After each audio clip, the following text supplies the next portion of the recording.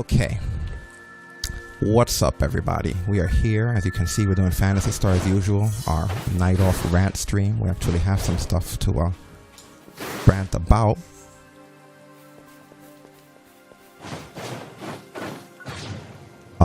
So, I'm here with Stasis. I'm here with Destin. I'm here with Seb. Hello. Seb. Hello, everybody. What's up? So, some stuff came to my attention. It's not directed at anyone. Not directly, at least. Let's feed the mag a little bit while we're doing this. Anyway, so, and this is really general just because I've seen it happen a lot. But people nowadays, and what bothers me about this is I get a lot of slack for what I say on my social media. Where people will say, oh, you know what this guy said the other day? I'm one of those people. I'm one of the did you hear what this guy said the other day people. But my issue is that I don't ever tag anyone. It's just my own personal opinion, my thoughts on my platform. That's what we all have our platforms for. But I'll have opinions. And my opinions, I don't really necessarily feel are negative. It's stuff like you can go live your life and not have to tell everybody your tweets. You know, I don't think that's necessarily negative. It's negative if that's not how you're living. We've been over this 1,000 times, and it's always on the Phantasy Star streams. That being suggestion, anything else?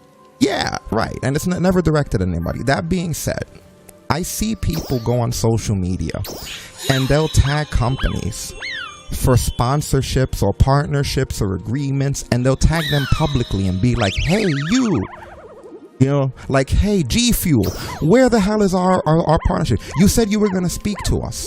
And I have to say, when I see that, it's the most unprofessional and embarrassing thing. And I am mortified when I see it. And it's people that I've supported in the past, or it's people that, you know, that I've shown any type of support to. Because just it's an unprofessional way to handle yourselves. To just tag another company. If you have something to say to a company, then you contact them via email. You have DMs. That's what DMs are for. You know what I mean? Like it kind of sickens me when I see people doing this kind of stuff. And it's directly at the company publicly. The company's never going to respond to anyone who does that, first of all. Secondly, it's the same people who, when I say something without tagging anybody, will take criticism and call my tweets negative, which doesn't make any sense to me. Like, my tweet has a perception of being negative. At the same time, somebody else's tweet doesn't. You know what I mean? While they're tagging people negatively in it. And I just want to put some stuff into perspective as far as the follow, and I've talked about this on the Monday show, as far as the follow to following ratio goes. When you're talking from a business perspective, I'm not talking clout, because clout doesn't matter. I don't go, haha, I have more followers than you, or you have more followers. But when you're talking from a business perspective about just followers and how big an account is or whatever, I never look at how many followers somebody has versus how many followers versus how many I have or anything like that. What I'll essentially do is I'll look at their follower to following ratio. How many people are they following versus how many people are following them? Because when you're a relevant content creator, and I mean this just from a technical thing, I'm not judging, but when you're a relevant content creator, 9 times out of 10, more people are going to be following you than you're following them. Whenever you are following more people than are following you, that makes you look like you have a fan account. You're more of a fan than you are someone who's actually creating content. And there's nothing wrong with having fan accounts or burner accounts or whatever the hell you want to call the account. But I'm saying when you have a content creator account and you're following more people on that account that are following you, that basically means that you're just getting followers for your follow backs, and that there's not as many people in your community as you might think that there are. And to put it into perspective, if you were to take someone that has 1,500 followers, but they're following 1,600 people, you know what I'm saying there? Like, there's a big difference there. And just to put it into a perspective, who would you rather be? Somebody who's at the store that has $15 but owes $20, or somebody who's at the store with $14 but owes $7? One has bigger numbers, but the numbers at the end don't give the person the ratio that they need to be successful. So the point that I'm making is not that some accounts are more important than others, but that from a business aspect they are. When you're going to address somebody on social media and your account is you following more people that are following you, but the account you're addressing is the CEO of a company, and this CEO has tens of thousands of followers but following under 100 people. And not only that, but the company accounts that they have for not their one, not their two, but their 3 company accounts are also following under 100 people but have thousands and thousands of followers, but you're tagging them with a sense of entitlement that makes you look like a prick, and everybody else sees it and everybody else knows it. And the only reason no one's saying it is because the people that aren't saying it are too busy kissing your ass, and they don't want to lose their position of their lips against your cheeks. People see that shit. People can see when you're being a dick to companies, because the reality and the reason I bring up the tweets, look at him in the air, that's terrible.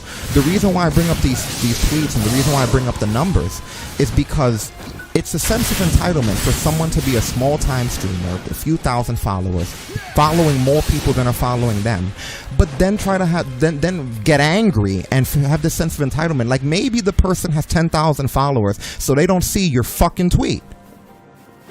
Or maybe they don't care because they have enough sense to look at where your standing is. You can't act big. This isn't fake it till you make it on social media. You can't be a garage band and expect to be at Ozfest. You know what I'm saying? And it's like, this is the problem that I have when I see people on social media. It's embarrassing to me when I see smaller content creators not knowing where they are. You know? And like I said, this is just something that's really pissed me off. And I've seen it a few times. I don't want to call one specific person out. But it's becoming embarrassing when I see people with this sense of entitlement. And it's like, they're not doing as much. I've never come up to a content creator. Ever. I've never gone onto a company and been like, hey, where's my this or where's my that? And I'm way more entitled than those fucks are. I'm actually making a program that takes my heart and soul to make. It takes sometimes 7 to 8 hours for me to put together the content that I'm producing on Monday. The podcast that I make. I don't consider when we're on here playing video games content. That's me playing video games with our community and having fun. The pretentiousness of people to sit on their fucking chairs and play video games and say that that's the content. Are you kidding me? You're playing video games. Be happy that you're playing video games. You want people to fucking kiss your ass because you're playing fucking video games? You could suck my dick first. So that pisses me off when I see people with a sense of entitlement coming on here just because they play video games on a stream, thinking that companies need to kiss their ass. Destin and I slave over a podcast, an actual podcast, with thousands of listeners on Spotify, cheap plug there, and Google Podcasts and Apple Podcasts and everything else on a weekly basis. The program takes hours of life and energy. It's nothing like playing fucking video games. Nothing like playing video games. That's the content. This is extra shit for you guys. If you want to call it content, that's up to you. I don't consider it content. I'm playing fucking video games. The same as the 5 and 6 year olds that have this system. I'm not doing something special. This doesn't make me any sort of a deity. I'm just a guy with a fucking game console. How dare you small-time content creators go up to people that are actually doing shit and be like, where's my anything? Because you play a fucking video game? Fuck you and your fucking video game. I'm sick of it. I'm sick of hearing people who are doing far less than the people I see slaving on here, acting like we owe them something. Don't do that. And I know it wasn't, I have nothing to do with the company that was called out, but it still fucking bothers me. It still fucking bothers me. Because no one should feel that sense of entitlement. It shits on everything that we do, the people that are actually taking time to create more content. You do not see me on stream after stream after stream talking about how I'm planning to do this. I just need to get this. I just need to get that. I'm planning on making other videos on other platforms. I'm planning on having this. I just have to figure it out. I come on here and I do shit. I do an 8 to 12 hour program every fucking week. In the time that something could be done. You don't hear me ever plan. I just do. I go in front of the screen, and when the keyboard and everything's in front of me, I go, now what the fuck am I going to do? I better figure it out. I've said before, I'm like Goku leaving Namek. I don't know how any of the keys in this shit work. We're going to go, though. I'm not dying here. That's the way that it is for me. I'm sick of it. Like I said, I'm sick and tired of people coming on here for playing video games a few fucking times a week. Why? Why? And to be honest with you, smaller content creators, when you're reaching out to these bigger companies that have millions of people, they work to get that shit. They work to get 1 million followers. Let me ask you a question. What the fuck makes you so special that they will pick you over a girl in a bikini in a hot tub, or over a couple of wrestlers, or over somebody like freaking Adam Cole and Britt Baker if they could get the two of them to be their sponsors, or someone hot who's, you know what I'm saying? If you're fat, old, or stupid, why would somebody pick you over somebody who's hot, young, and successful? Why? What is it that you're bringing to the table that all the fucking young people in the world, the young, healthy-looking people in the world, are not? What makes you so goddamn special as a content creator that you feel entitled to just call out companies like you have something? What, is your dick bigger than the rest of the digital world? What makes people think that they could come on here and just fucking call people out on Twitter? Where's my this? Where's my that?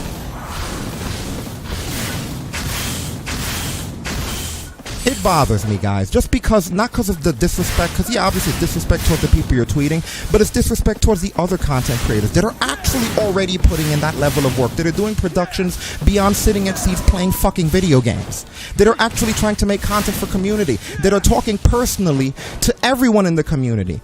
Not standing above them. And that's another thing I said I don't like. When you sit above everybody as a content creator in your fucking high chair, like if you're a king and the rest of your community is your subjects. I don't like that. Fuck your community if you do that. Why aren't you individually reaching out and engaging your audience if people are dealing with you? You fucking quote-unquote content creators.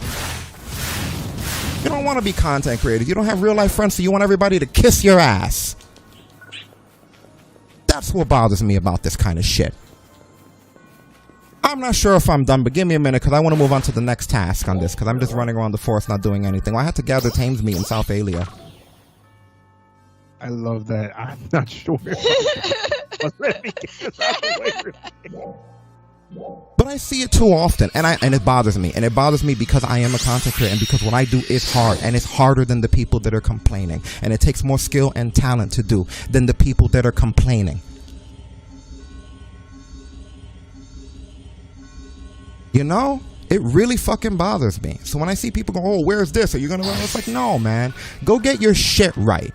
And that's another thing, content creators, quote unquote content creators. If you've been doing this for years, but you're starting every fucking stream, checking your stuff, what the hell's the matter with you? You know that the equipment works without going live, right? You don't have the fucking basic intelligence to check all that shit before. Not one time have I ever gone on here in 7 years and been like, hey guys, does everything look good? Does everything sound good? Does everything feel good?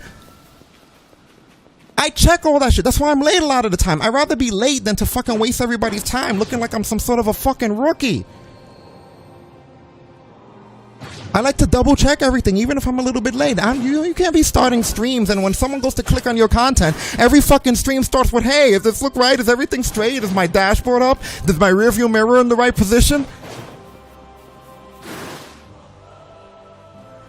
Who was it that did the joke? What stand-up comedian did the joke of when I think it was it Chris Rock or no, it wasn't Chris Rock. Was it Kevin Hart of when the dude was getting in the car with him, how he would check the rearview mirror? Yes. You know that joke? He's checking the rearview mirror and the guy's doing 10 minutes and they never pulled off. And then never pulled out of the thing. That Kevin Hart. That's how I've seen some streamers. I won't name them. That's how I see some streamers starting their fucking streams, dude. There's streamers that I see that they'll sit down, go live, and then they're checking their fucking camera, they're checking their audio, they're making sure the shit works for fucking 45 minutes. Every stream. Goes to the gym to lift and he never lifts, but he's doing all the right shit. Yeah. Even if I was a content creator that was into this kind of stuff, you know what I mean? Even if I was a content creator, oh my God, it doesn't even make any sense. They wanted to have a partnership with people, and I go to click on their shit, and every stream is them straightening their shit and checking their mics and fixing their cameras and combing their hair. After I'm gonna be like, fuck, what the fuck is this? How dare people feel entitled toward company, call themselves content creators, and all of their content starts with pre-production. You don't start with pre-production in the actual content. My God, to think that you'd have to tell people this kind of shit is sickening. I feel like if anyone doesn't realize this, if you're oblivious to your own thing, if you can't smell your own farts, you know what you should do? Take a little bit of fucking time, regroup, take a break maybe, and analyze what the fuck you're doing. And analyze the people that you're disrespecting when you're doing shit like that.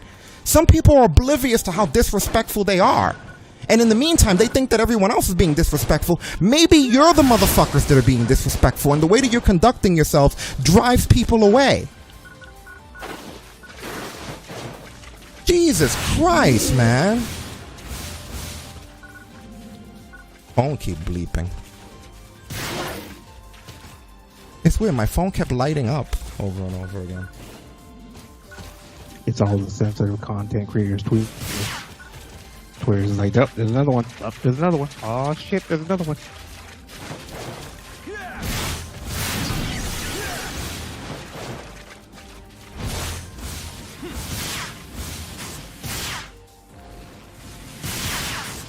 What number that is, but you might want to call it back. Give Stasis the phone to take care of it.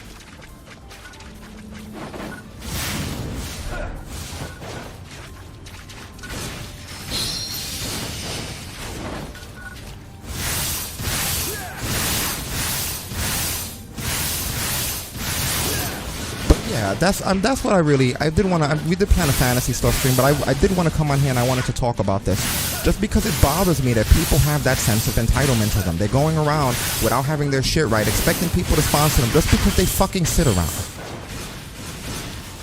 Just because they fucking sit around and play games. Like the rest of us can't fucking play games the same amount, more amount, and better. You know? So yeah, it bothers me. Again, if you're a content creator, create your content. You don't have to. There's no goals here, but don't approach companies, especially when you go on Twitter and you're tagging companies. Like if they don't have anything better to do than to see, oh, let me go see what these two are doing. Oh, they're playing fucking video games. Are they having interesting conversation? Are they talking about anything engaging? Are they doing anything good? No, they're just sitting there playing video games. Oh, they must be. Do they work out? Do they look good on camera? Or do they have a lot of charisma? No, they're fucking old. They're fat. They're this. They're that. Well, what the fuck? And I'm not saying you can't be old and fat, but what is the thing that is you, that defines you? That you're playing a video game? That you're sitting in a chair? What the fuck?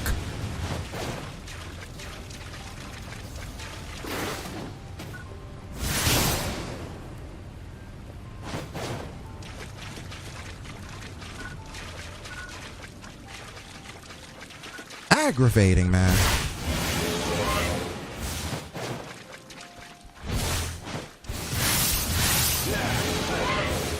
Aggravating as all hell.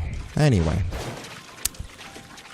I didn't even expect to get as hot as I got during this, to be honest with you. I just wanted to talk about it. Right. I don't think I've seen you get that hot before. But the moment I started speaking about it is the moment that I realized that it bothers me, man. It just bothers me. Thank you for the follow, by the way, hosts.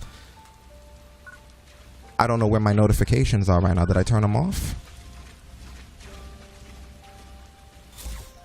No, they're on. There's just something. It must be something with their system because I have everything activated. I don't come on here and then kiss and tell. You know, I make sure everything's on. Then I get on the air. I don't think that I'm such a big deal that I should let people look at my fucking face for 45 minutes while I'm just adjusting shit.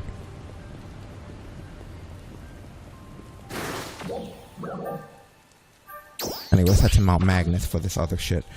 I think that's the last daily we have to do. Then we could choose whether or not the stream continues. Look at that. Daily's done in the time of this whole duration of things going. Daily's under 22 minutes. You know? But yeah, no, it bothers me because it's more about me. I'm not going to lie. This is more about me and my guys over here than it is about anyone else's because of the effort I see put in here. That doesn't mean we're the biggest, because we're by no means the biggest. We're not NBC, we're not like that.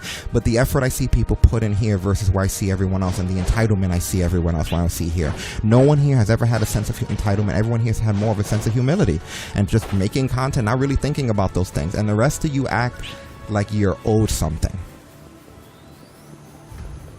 You know, and that's the part that really pisses me off.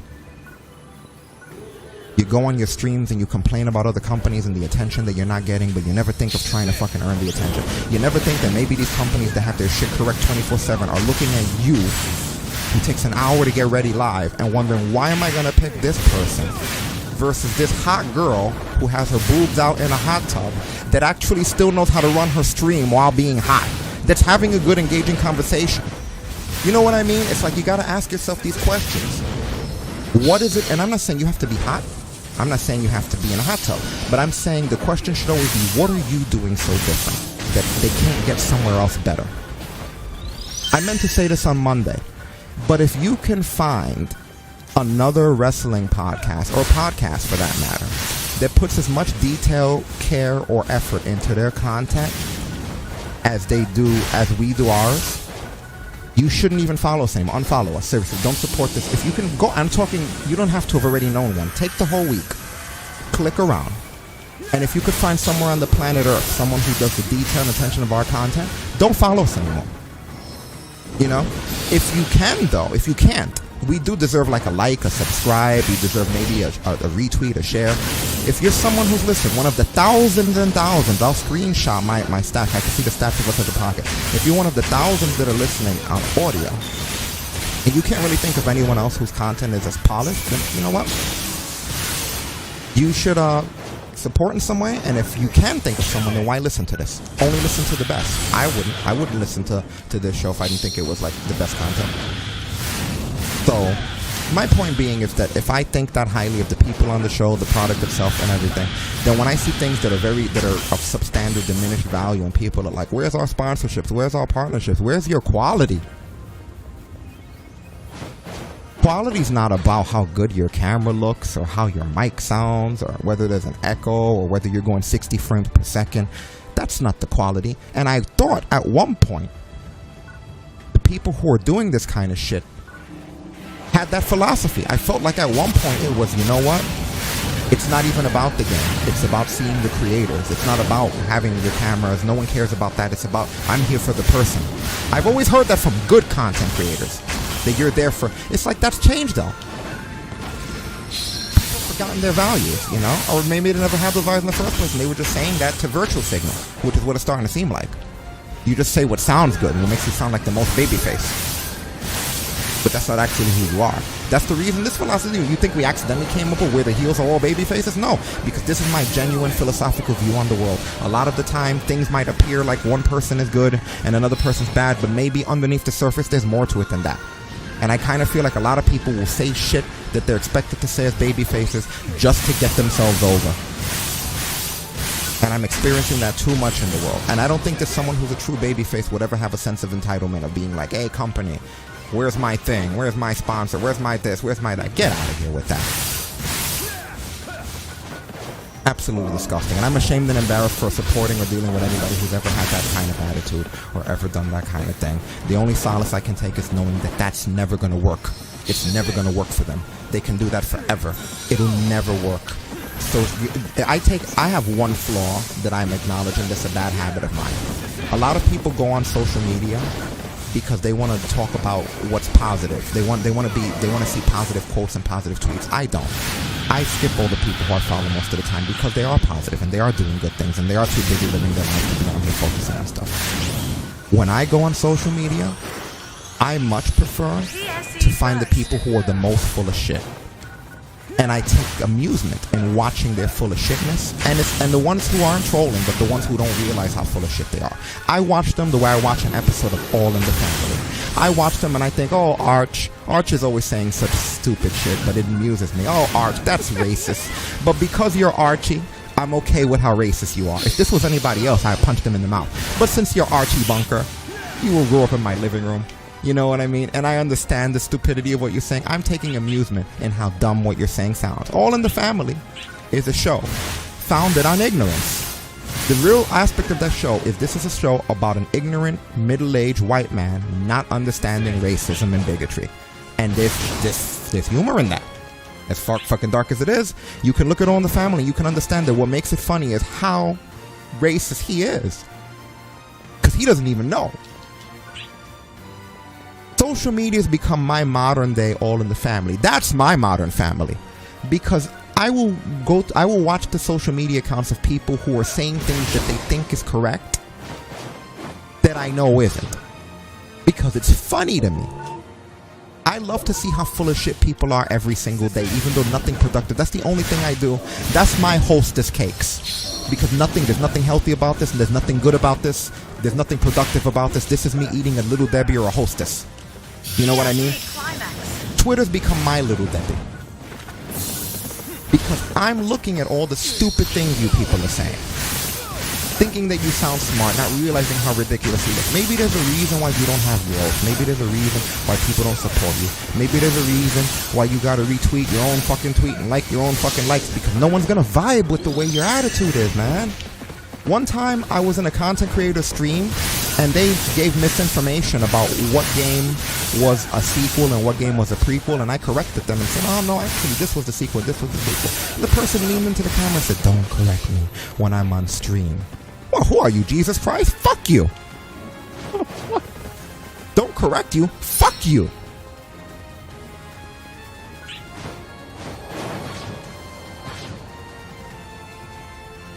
Sir, if you are wrong, you are going to be. You're wrong. Don't correct you on stream. What are you, a king? What the fuck is this, a monarchy? Don't correct you when you're on stream, you scumbag. Are you Marcus Phoenix? Did you save the world? No. Well, it's just funny to hear somebody be like, don't correct them when they're on screen. Fuck you in every color of the fucking lifesaver pack.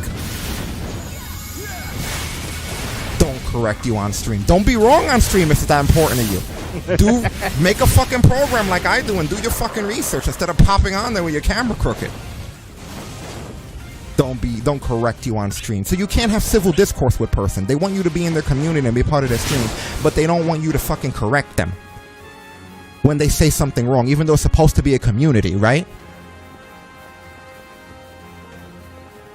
Great. That is awesome. Don't correct the person when they're on stream. Like your shit doesn't stink. It makes me so disgusted when I see people who do that. They want to have a filter, you know what I mean? And they're not even filtering the right things. They don't want to, they don't like being corrected on stream because of how that looks, but they're fine taking an hour and 45 minutes to get the fucking stream right because that looks good.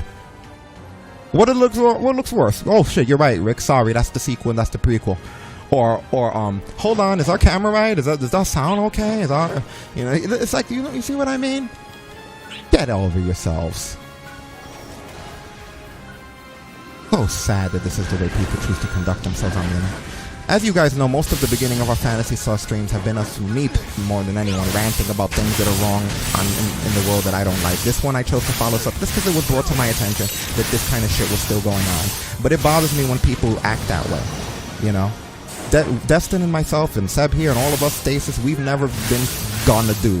We're gonna do this, we're gonna do that, and we come back to the channel. Hey guys, we're gonna, you know, we got big plans, we're gonna be doing, we're thinking of, no, you guys come here, there's new shit. Well, I mean, there is that Only Lorcan button. Yeah, we gotta get the Only Lorcan button. We'll do that.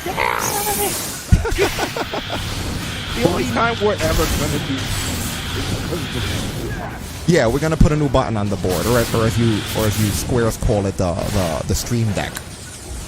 You know, but when we're gonna put a new button on the board, we may forget to get that button for the following week. But you never say, oh, we're gonna do this. You guys come here. There's new content. There's new shit. There's a program, a fully detailed. I don't consider the games the program.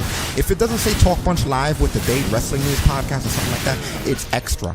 The content that makes us unique is on Mondays and Sundays. The rest of this is just us killing time. There are people who are so uncreative that this is their content. Their content is the fact that they can play a video game created by somebody else.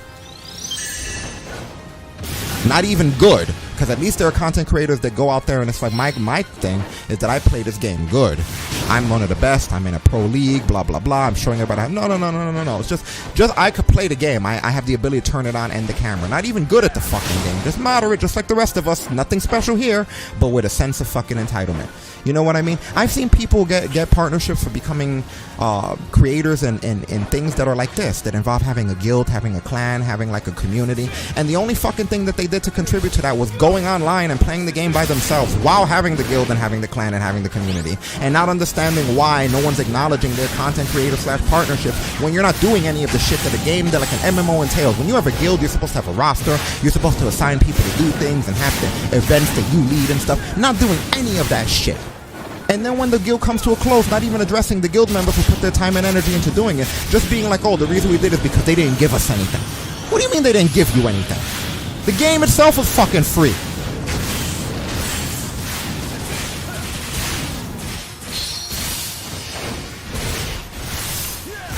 That makes me upset, and I hate when communities are built just because they have a few morbidly obese followers that hang out in there all the time for the little bit of fucking acknowledgement they give them for being moderators.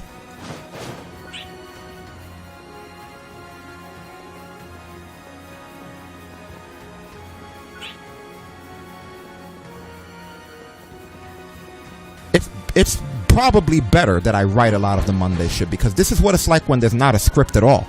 Not even bullet points. It'd be a much longer show. Yeah. I wouldn't be able to work mornings.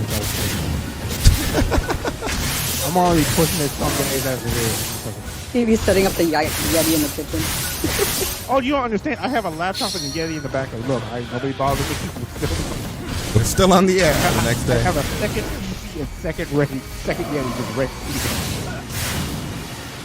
Walk in. Hey, Destiny. Okay. Can you something? No, I'm still on there. And again, man, that's what bothers me. I don't care if you're a small content creator, or if you're obese, or if you're old, or if you're stupid. People are stupid. People are born differently. I love how you went from small content creators.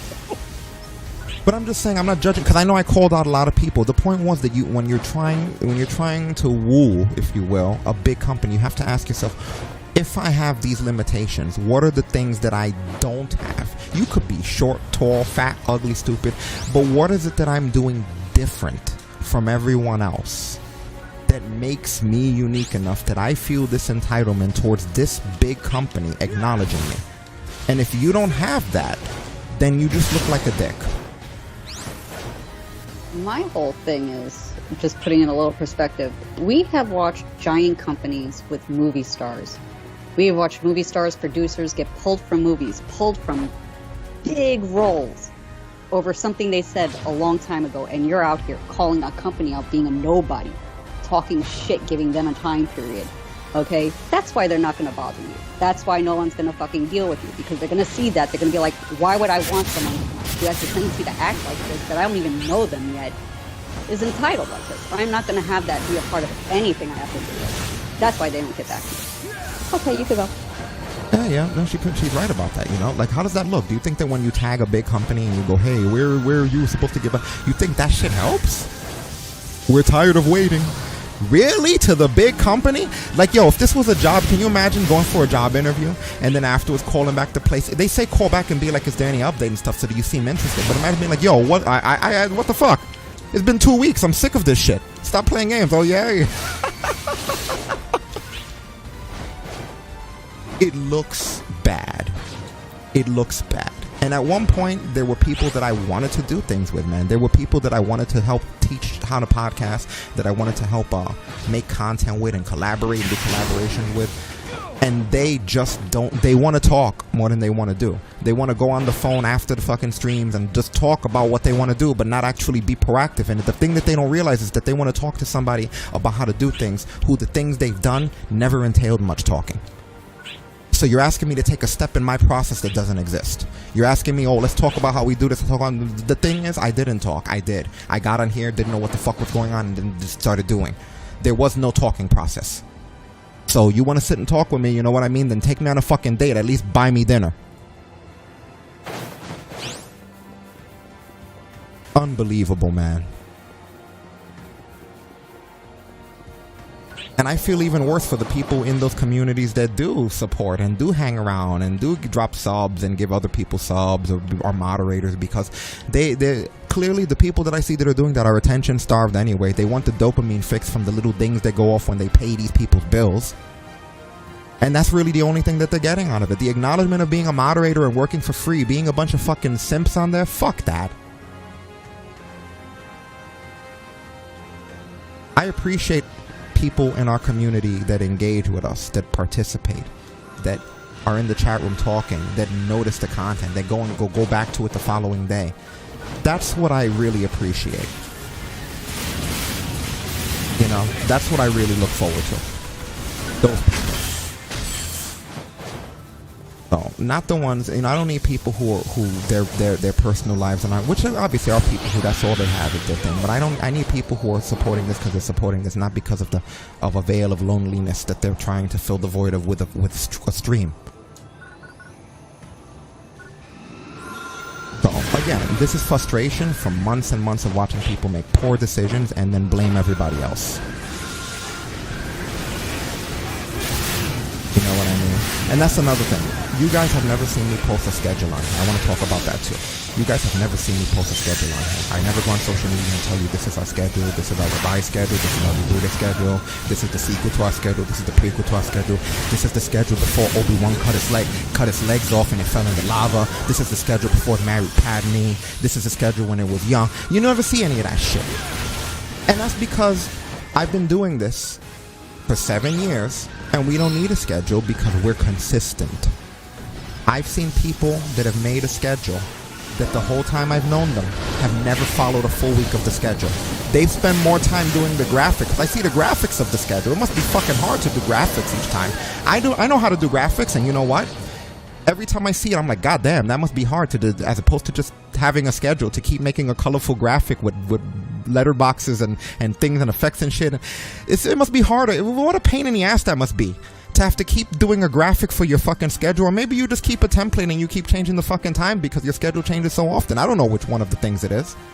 But the point being that when I look at these people and they have schedules that they don't even keep for a week, why have a schedule? Why have a schedule at that point? You can't keep it. People know when we're on. I've never once had to say it. Everybody's in the chat room for the main stuff, waiting for me. I'm the late one, but I'm never not there. I may be late, but I'm never not there. We've kept the schedule consistent for 7 years. People know in our community when we're around. We don't have to make it seem like it's the TV guide because it's a community. That's how you build a community. I don't have to have a lot of people, but the ones I do have know when the show's on, know what we're doing, know when we're doing it, know where they can access it, know what platform we're on, know where to watch us on demand, know how to reach us directly, are never in the dark, ever. That's how you handle a schedule. I see people who the whole time I've known them, not one time have they ever kept their schedule. They patronize their community by over and over again showing a new schedule with a new graphic. And this community, you don't think that by now the community knows that the fucking schedule's bullshit? You think that you're the only Twitch channel they follow and they don't see all the other people with actual schedules versus these fucking numbnuts who have more graphics than schedules? Not for nothing, but I've seen people in those people's chats say, you never keep your schedule, so... It's just watching, it's like, maybe the reason I stay on social media is because I like to watch how insane people function. Because the definition of insanity is doing the same thing over and over again and expecting a different fucking outcome. And that's what I see here. Here is our schedule, here is our schedule, here is our schedule. You know what I mean? I've had the same people say in a room that I was in, knowing that I was in it, that content creators shouldn't put the same content on multiple platforms because it makes them look desperate, which is insulting to content creators. Simulcasting doesn't make you look desperate. And then had those same people go back and forth between content. Oh, we're on Twitch, we're on Facebook, we're on Twitch, we're on Facebook, we're on Trova, Twitch, Facebook, Trova. It became like playing Simon. Red, blue, green, green, blue, red, blue, green, red. It's like, what the fuck is going on here? You can't even keep up with this content if you wanted to. Where the fuck are you? You with the voice. You fucking crazy? Oh, we're going, and then each time we're doing something, but we're not going to announce what it is. Yeah, we can't. We can't. We're not allowed to. No, you don't have enough people. Those rules were made for motherfuckers that are gigantic, man. You think that Twitch or Facebook gives a fuck about you? Oh, we're going to be renegotiating our partnership when we're sworn. Dude, nobody contacted you and told you that shit. You read that in the fine print on the button, on the screen where you had to tick the accept in order to tick continue. You read that shit in the fine print. There's nobody you're in contact with from Facebook or Twitter or Twitch or anywhere else that fucking directly reached out to you and told you that you're not allowed to say certain fucking things. Fuck off with that. And if you said it, they wouldn't give a fuck. Because you don't have a big enough community that it would affect anything. Do you honestly believe that with your shitty tiny community of simps that if you were to simulcast on Facebook and Twitch at the same time that they would immediately come with a wizard and appear in front of your stream? Oh, it would be like that episode of fucking South Park where they were pirating and then all the SWAT team came in through the windows and shit and they fucked everything up. Oh, you know what I mean? God. Like, come on. Do you honestly believe that these little ass content creators, it's, oh, we're not allowed to? Because if you told somebody in your community, by the way, your community's supposed to be people you can trust somewhere in there. You've had moderators that you've said we're not allowed to say what the next move is we're gonna make. Really? You don't trust your fucking moderators? You can't say, that's like if Destin, myself, and had a thing that we were doing, or a partnership, and I'm not allowed to tell Stasis and Seb and everybody else? I don't trust even the core members? You just say that shit to sound important. Oh, we're not allowed to say what our next move is. First of all, you're not even confident in your next move, so you want to delay and take as much fucking time as possible to see if you're sure, and even then you're not sure. That's the real thing. You know, it's like and second world account, no one's gonna care about that. Oh, we're not allowed to say. You just want to sound big. You're not allowed to say. There are things that are happening, but we're not allowed to say. Put it this way, put it that way. Fuck off. No one actually cares about that, you squares. All You know, I'm saying is, I think, what was it, a month before y'all got married? Rick told me. Rick didn't have to tell me not to say shit. I didn't say shit. Yeah, you know, but it's just funny when I was I here. knew When for like a week, and I was just like, I was gonna say shit. we have a big announcement coming, but we're not going to say yet. And it's always the same fucking announcement that we're changing our schedule. It's going to be every other this and every week that, and every time we're going to do this and everything we're going to do that, and then we're going to do this and do that and that, and it's the same shit. Oh, the announcement was that we were going to be doing. It's never an actual announcement. There are big announcements that happen here all the time. Those do not count as big announcements. How oblivious do you have to be of where you are as a content creator?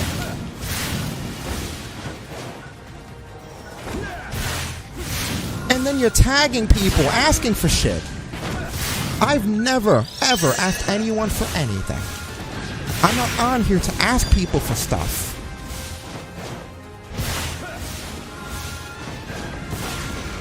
Man, it's so sickening, man. And like I said, I watch failure the way I watch All in the Family. I'm just gonna watch people go on and keep tagging companies, embarrassing themselves publicly, looking stupid, not being able to get a grasp on their schedule, not fixing their camera and audio, not knowing what days they're gonna be on, revamping their fucking schedule, blaming everybody in the world for not getting fucking sponsorships, while a bunch of simps fucking follow them around, encouraging them, telling them to take days whenever the fuck they need it, acting like this is okay and it's actually gonna get anyone anywhere credible. Sure, keep doing it, man, because it's entertaining to me. I think that it's a benefit that some people don't want to be corrected while they're on stream, because having that attitude makes it where you never got corrected, so you get to consistently be wrong now. Good job. That is unbelievable. Every time I'm hearing this shit, oh, my schedule, you know, the schedule's changed, here's the new schedule. What schedule ever fucking stayed? If you miss one day a week of a schedule every day of the week, then it's not a schedule. Am I wrong about this? No, not at all. Good. At that point, why keep a fucking schedule? Could you imagine if you had a job that would change their schedule for you that many times, and then you still came in and you're still late to the schedule that they changed for you repetitively? They'd fire you. I've seen it. Let me tell you something. There's this community that at one point, one of their moderators, I'm not going to say who, but one of their moderators was briefly shared with our community. And eventually I just stopped dealing with the guy, because to be honest with you, that guy came off as somebody who's gonna have more problems than solutions. And I'm not here to be with someone who has more problems than solutions. He just came off as someone who's always gonna have a fucking sick relative, always gonna have a day he's not feeling well, always gonna have a day where he's tired, always gonna have a day where something's happening. And Destin, if there's one thing you've known about me, I'm the first to go away. When people are, oh, I can't make it because of this, I can't make it because of that, oh, this is happening, that's happening, I do not care what's happening to you. And I know it's gonna sound cold, you know, but this is something that's always been known. There's a reason I've been called Rick McMahon. I do not want to constantly hear what you're going through. I don't mind if you briefly touch upon it, but I am not that invested in anybody else's life, because in 7 years I have not come on here and let anybody know once what I'm going through, ever. I've never once been vocal about this or that, or what I got to deal with, or what I got to go through, or any of that shit, ever. I've never given time to myself. So I'm not interested when someone can't make it or can't do something. I don't care what their problem is, because you know what? It's not that important. If I haven't had to bring it up and I'm able to do that, I'm not fucking interested. You'll never hear me doing that. And this one moderator, he just came off as a guy, and it wasn't personal to him at first, but he just came off as a guy who was just going to be exactly the kind of guys that we got rid of already. People who have more problems than solutions. People who are going through shit more than they're contributing to shit. You know, someone who's had a bad day and is going to come in the chat room every fucking day and tell me how bad their day is. I don't want every fucking time I see a person for them to tell me how tired they are, how much overtime they were doing, how exhausted they are, how shitty their day went, how sick their relative is, how unhealthy they feel, how much they're trying, how broke they are, or any of that. Everyone's going through that, and I don't need people to be part of the community, the core part of the community. They're always having bad days. And this one guy who we've had on streams before, who was very low on spirit, this one fucking guy just kept having bad days. Bad day after bad day after bad day, and it was like, you know what, let's not invite him to anything anymore, because the fucking guy seems like one of those people who he's just, you know, one of the mental health. You get your good days and you get your bad days. And you know what, have your bad days somewhere else, my dude. I don't give a shit about that here. You know, there's just too many people, too much snowflakey SJW shit going on in the world. And I kind of feel like that was so without being rude, I just stopped dealing with him because I felt like I don't want to have to constantly reach out to people where there's going to be an excuse why they're not able to or unable or just to have to hear them vent constantly. You know, thank God this person was able to find a community that's as fucking broken as he was. Because I figured that's what was going to happen. I was like, let me just have him go over there where everything's fucked up. You know, that way he fits in. I don't like to fit a square peg into a round slot, but at the same time, you know what I mean? I could take all the broken eggshells and put them in one grocery bag.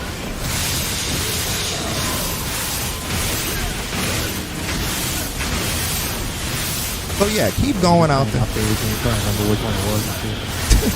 So yeah, keep going out there and calling out companies that have 10,000 followers, entitled to God knows what, God knows why. Thinking that, you know, you're gonna like they're big. You can't just go around and act like you're Ninja or Shroud or PewDiePie or anything, and you're not at that clout level. You know what I mean? Why would they? It's just so weird to hear people act like that and behave like that and not even realize that they're doing it just because they use a nice fucking tone in their voice. You know, you're being dicks. Stop being dicks.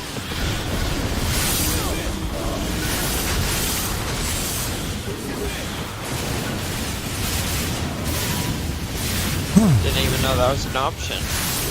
Stop being dicks. You don't have to be dicks. If you realize that you're not entitled to it. Yeah, right? There we go. Where's Dick Sporting Good? Where's our partnership? We plugged you here.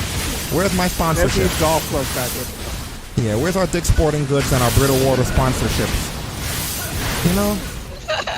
Like, it's just ridiculous, man. And it's a shame because I used to like, there were certain things that a lot of these communities did production-wise that I had an admiration for that's diminished and got ruined just because of that behavior. You know, you're not that big. You're just like the rest of us. Stop fucking acting like you're anything better. And another thing while we're on this is that when I'm dealing with my community, I let you guys know, look guys, these are the games we're going to be playing. These are the things we're going to be doing. Do you guys want to play anything? When I invite people on here, the first thing I ask is if there's anything we want to do. Full disclosure, this wasn't even the game I was going to stream, but I asked Seb, what does he feel like today? He wanted Phantasy Star, and I thought, I don't mind Phantasy Star. I let somebody else who's part of this choose what the game, because I don't, again, it's not even about the game. It's about the fucking community. You know what I mean? But that is another thing that angers me. You know what I mean? It's like you can't act like you're a community if you just appear on a stream. Nobody knows what you're doing. Nobody knows what you're planning. You decided it all on your own, and everybody just has to come and be a part of it.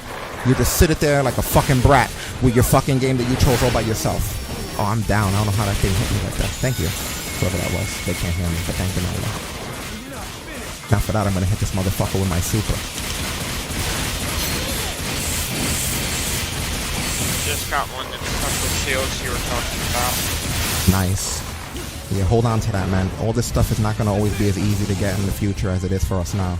This is literally the squirrel stacking nuts for the freaking winter is what's happening in Phantasy Star this summer.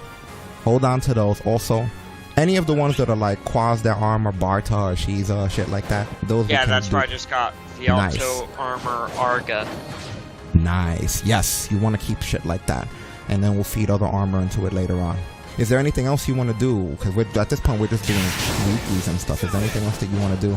Because I don't have anything to do in this world, honestly. You can go over to the other PSO and get started on that campaign, and I can help you there. So that you can bring stuff back over from there to here for your character. I don't have too much more time. Okay, up to you. But yeah, that, like I said, guys, this was my issue. I didn't even expect this to go as long as it did. But I'm just tired of people having this entitlement that they don't need to have, that I think is very unnecessary. And I feel like, I don't know if it had always been this way. I wasn't always around all of these communities to say that. But if there was, I kind of wish I would have known sooner and just never gotten involved. Just because I'm like, I don't think it's cool to publicly call out public figures on social media because you feel like they owe you attention. Whether they've spoken to you previously or not about things, shit happens and people get busy, and you definitely don't network or get any extra clout or anything when people see you, because then other companies that you try to partner with, they're going to see how you treated those other companies. And the other thing is that this isn't the first time publicly I've seen them called out that way. So for all you know, the people who you're dealing with have looked at previous tweets, because that's what they usually do. What's it called? I forget the term. When you're going to partner with somebody, the first thing you do is you scroll back through their social media There's an actual term for it now. You scroll back and you give them a full Cancel check. culture? No, not cancel. Very funny though. But the point being that if you're going to get sponsored or partnered by somebody, they're going to look through your tweets, but they're not going to look through the tweet section. They're going to click one to the right and look at the tweets and reply section to see how you interact and engage with people. If I know this as a small content creator, then that means the companies are going to know this. They're going to see that you've done that to other companies when they haven't responded to you. They're going to see that you went to other companies and went, where's our partnership? Where's our partnership? Who knows? Maybe they purposely delayed to see if you were going to do that shit to them. Oh, look, there they go. They did it again. You know what I mean? It's like you're allowing your self-fulfilling prophecy when you do that shit to people.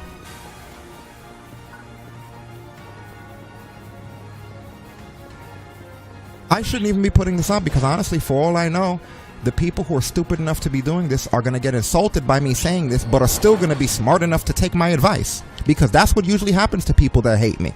They get offended by what I say, but are smart enough to fucking listen to it. Yeah, but the problem with that is, just like everybody on social media and everybody that's gotten dicked over, you can go back 10 fucking years and they'll pull the shit out of their ass. They didn't even have an account 10 years ago. Their account's a baby next to ours. It won't matter. Even if they shut up today, you know, regardless, the past is still there and you can't erase that. I think not having it on social media currently looks good. In recent time, there's always that argument of, hey, 10 years ago we're different people, but not 10 hours ago. You know what I mean? And that's my issue. Like, you're going on, you're asking for partnerships, sponsorships, clout, all this other shit. You're not doing nothing but sitting and playing video games. Nothing's unique about your content. You're not particularly visually appealing in any fucking way. So it's like, I'm just trying to figure out what it is that makes you think that these people need to urgently get back to you, as opposed to anyone else.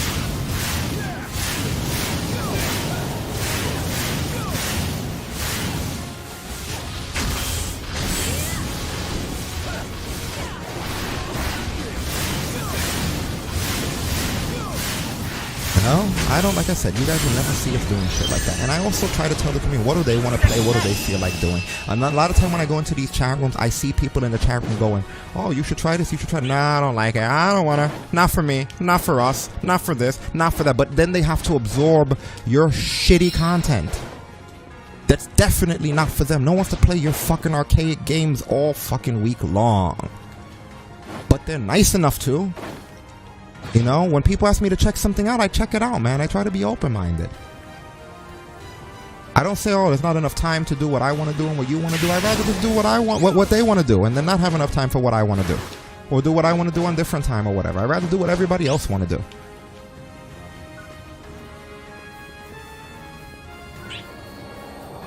That's your job as an entertainer, to entertain your audience.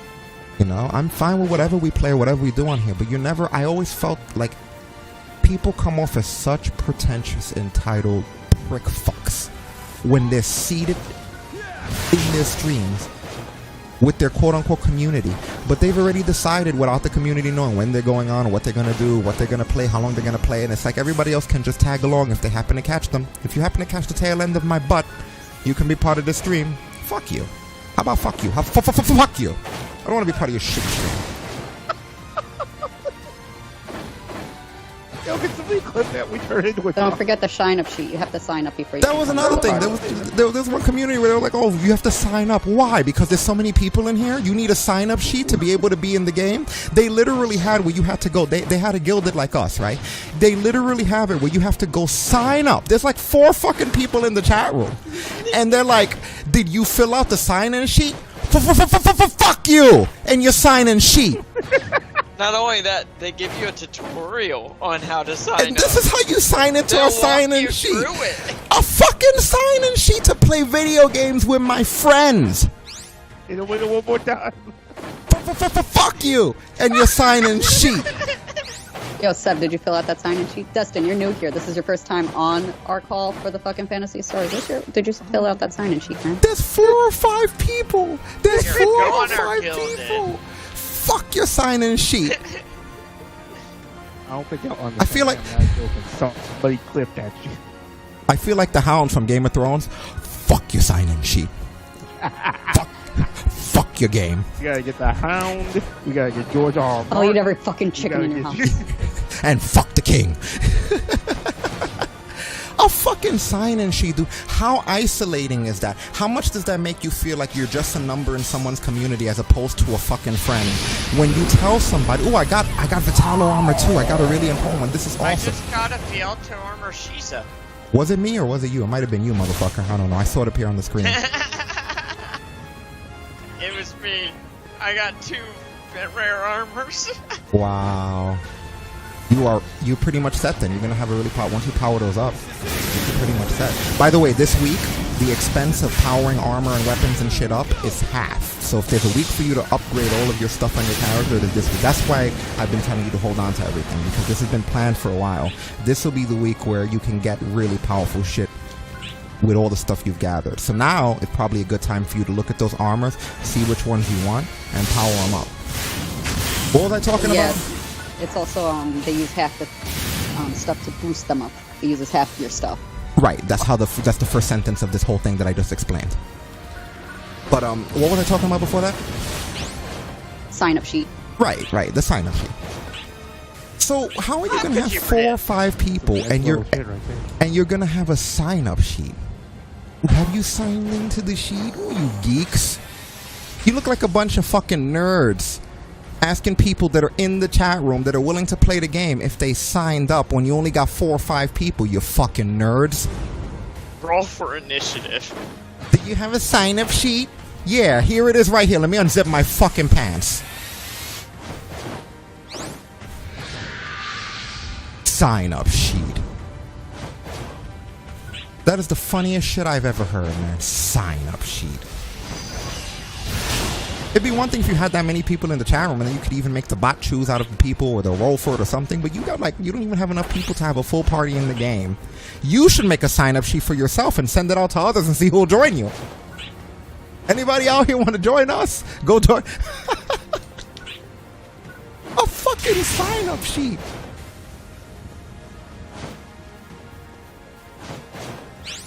I would have been kicking myself in the ass if I would have taught anybody my podcasting techniques and tricks, knowing fucking good and well that they're looking down.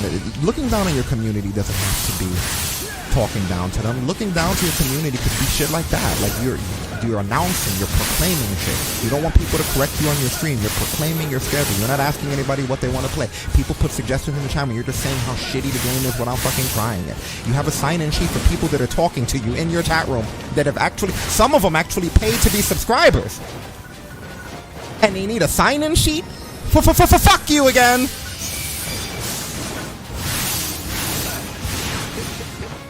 I'm sorry I put up the sign-in sheet. You don't understand how badly I need to Oh, I'm sure it'll still be a fun day. Sign-in sheet, man. Who the fuck are you, man? Yo, I've seen people that are in wrestling that have titles play with people in the chat room, and they haven't needed a sign-in sheet. I've seen Adam Cole, baby, talking and hanging out with his community, treating everybody in there like they're all buddies. Adam Cole, I highly recommend. Go check Adam Cole. Don't check these old motherfuckers out. Check Adam Cole. I highly recommend you watch somebody who's cool, who really is having a good time with his fucking community. Not being saggy and soggy and shitty, but really having a good time. Not talking about what they want or what they don't have or what they wish they could have. Go watch him. He hangs out with everybody. He doesn't ask about who they what. Oh, this is only for subscribers. This is only for followers. This is only... No, the fucking guy is a good guy, and that's why he has a community. When you hear a streamer talking about what they wish they got or what they didn't get or all that other stuff, that makes you realize what they're in it for. The big picture is that they want shit. You guys have seen Stasis. My wife is hot. If I wanted shit, I would just put her on the fucking camera and then just play whatever. Nah, she's not gonna play anything. She's just observing. Right? Or she would just be on there bitching. You know, complaining about the camera being crooked. Coming? Yeah, you know what I mean? It's like, that's the whole funny thing. If we were worried about followers or clout or anything, as opposed to a specific vision that we have for a specific thing, we would put her on the bottom right corner of the TalkBrunch stream and just have her there, and that'd be it. And check me. And that's the shitty thing that makes this unfair. That as much effort as people put into cameras and audio and this and that, I could just throw a pair of tits on the camera and trump you. I tell him that all the time. You think he just brings it up and throws it out there, but I tell him, like, man, if you really want the views to go up, you know, I'm here. If I really wanted to make my point, I could just throw a pair of tits at the camera and then flip you the bird and be like, fuck your stream and fuck your sign-in sheet. Hey, what you do? You get real or not real. You ever walk, every stream for some no random reason. You just walk by with a pair of breakaway pants, just bam, walk away. Yeah, right? You know what I mean? You right there. If we were looking for clout and looking for follows of people who just are horny, that don't actually care about wrestling or video games, sure, we could have put a girl on the screen. You know what I mean? We could give them sexy tits, not old tits, not saggy tits, but sexy tits. You know, like women that are of the age that they could still get into a ring and you wouldn't have to worry about them taking a bump and then fucking dropping dead. So again, it bothers me when people act that way, when it's unnecessary, if there's no reason. Like, I would like for everyone, including smaller creators, to get partnerships and stuff. I do not want to just be nasty like that. Like, oh, we're tired of waiting. No, well, I think the same could be said about your fucking community. They're tired of waiting for something to happen. It's not the same shit. You know what I mean? I've seen people that have been in the process of buying cameras and mics almost their entire tenure. They're always gonna get the next thing, never working on the current thing. Never anything established, never anything done beyond what's already here. I could have just took a shot right there. Oh my god.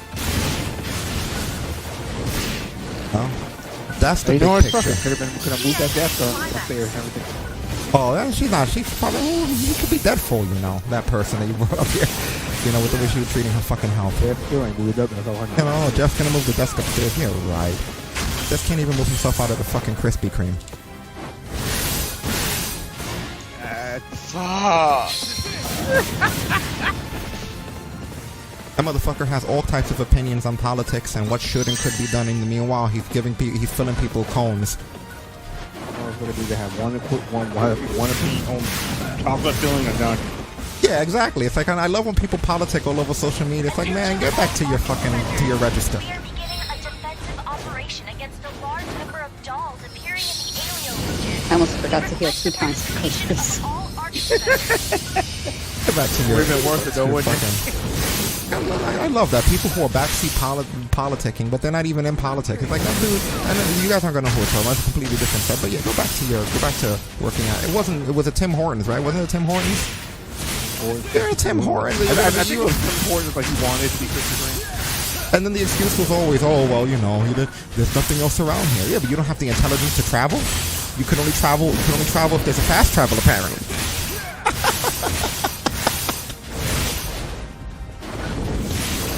What, to a Krispy Kreme or for somewhere to get something healthier to eat? Who knows, man? But that's the whole thing. He only travels with fast travel. That's how come he stays in freaking Maine. Because he only fast travels, and they don't have any fast travel towers in Maine, so he's stuck there being a politic in Tim Hortons. You know what it is. Never went far enough to find the other fast travel. Nope. You know what it is. They only have the Red Dead Redemption 2 fast travel. I don't want to bury that guy. I have nothing. I have no willingness to appeal.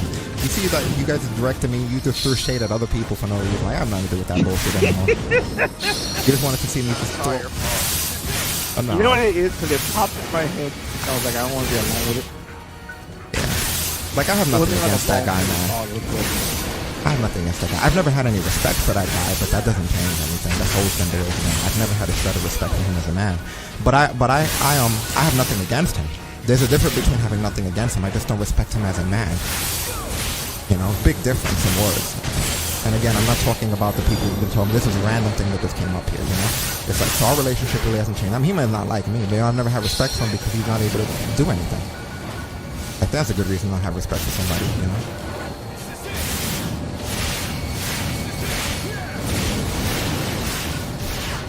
But yeah, people could just be nicer, man. It's like, being nice is different for us because, yeah, we're mean people in the fact that I guess we're brutally honest. I don't want to say we're mean. We're brutally honest about the way things are, and people consider that nowadays negative. It's not negative. Sometimes honesty is perception, and if it's perceived as negative, that's because you're coming from a negative place.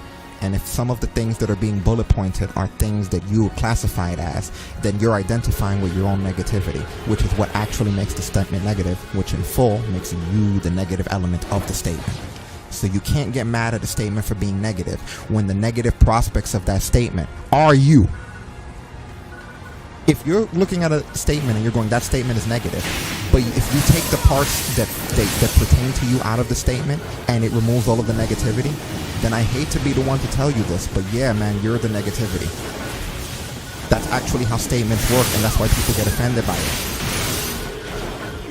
So anytime you get offended by a statement, try it. Go to your keyboard or use whiteout. If you're old, use whiteout and get rid of the parts that pertain to Go to the parts that pertain to you, and if you white those parts out and the statement no longer appears negative, then you were literally the element of the statement that was negative. So you identifying that it's a negative statement doesn't do anything but reinforce your own negativity.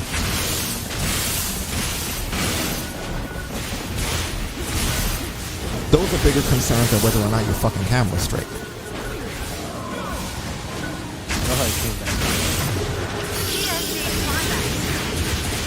Just because I don't like people calling me out or whatever. Yo, you know, at one point they told, or people told other people, I mentioned this before, but they started saying, as I was talking about keto and giving advice about how to get in shape, they told other people, while I was talking, they DM'd other people. That's like if me, you, and Seb were talking right now, and if somebody DM'd you in this conversation to talk like whisper, you know, they were talking about how I'm full of shit, how keto's basically a fad. Do you believe that shit? Tell that to my hot ass. But didn't have the fucking courage to say it in the conversation with me. And yet the people are fitness enthusiasts that are fat as shit. Yet my thing, it's like you should take fad and just drop that D and bring in a T. Because that's what you are by not believing in it. And visibly, my dude. Visibly. So, you know, the fad worked. The fat also works. But both for real.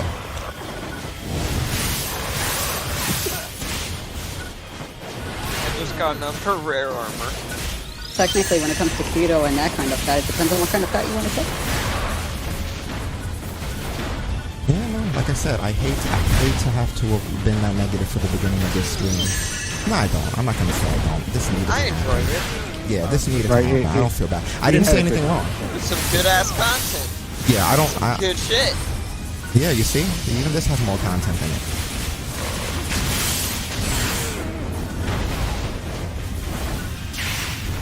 You know? That's just how we do things around here. Blow his ass up. Good. But that's just how we do things around here. You know, that's how we handle content. You know, I'm honest about it, and I know it's going to piss some people off, but you know what? When I was keeping to myself and I made a tongue-in-cheek comment about how you don't have to post everything you do on social media or announce everything you do or post your food, there were so many people who took that untagged comment and got angry and got hot with me for it. Yet, it's okay for them to tag companies talking shit about, why aren't you... Senpai, notice me! That's what those are. Those are Senpai, notice me tweets.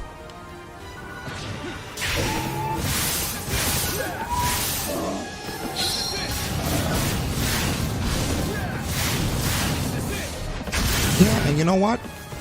I'm not even going to say don't support people that you know like that. I support. I go into those kind of streams all the time, or I'll watch replays or whatever, mainly because it's entertaining to watch car wrecks. I don't need to check on... I don't need to check in on my successful streamers because I know that they're being successful and doing good. I'll check in on them when I want to converse with them. But I do like watching these fucking car and train wrecks, you know? I like going into the streams of people who think that they have everything correct, yet time after time after time don't have a single fucking thing correct and are oblivious to how they look, their perception in the minds of others, how they look. They're completely oblivious to. That's when people have just been doing this so long without really looking outside of their own box. They're like what we talk about with WWE every week. How this company is not looking outside of what the fans want and the fans' response. There's so much in their own little bubble that they just don't even see anymore where they are in the grand scheme of things. That's pretty much what I'm seeing with content creators.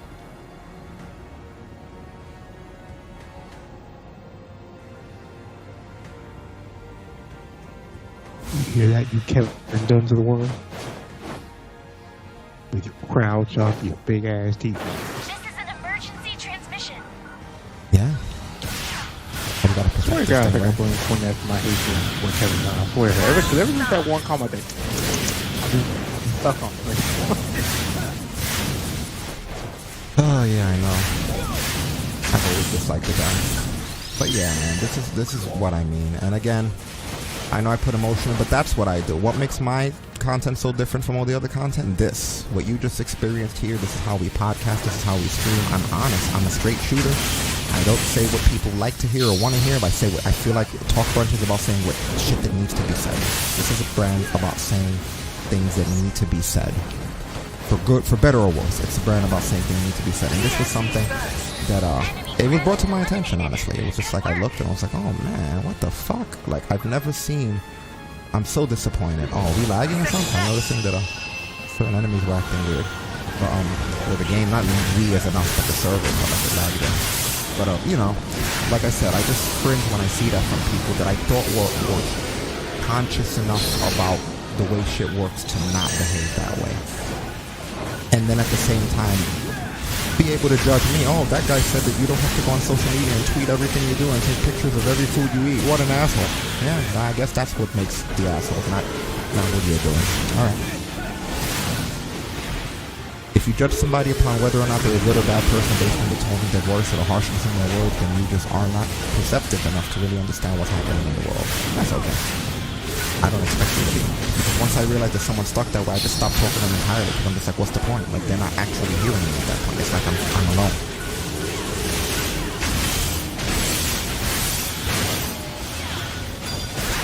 Well, there you have it, ladies and gentlemen. I don't think I really have much more to say on the matter. It's been an hour and 15 minutes of this, you know, but I felt like a lot had to come out.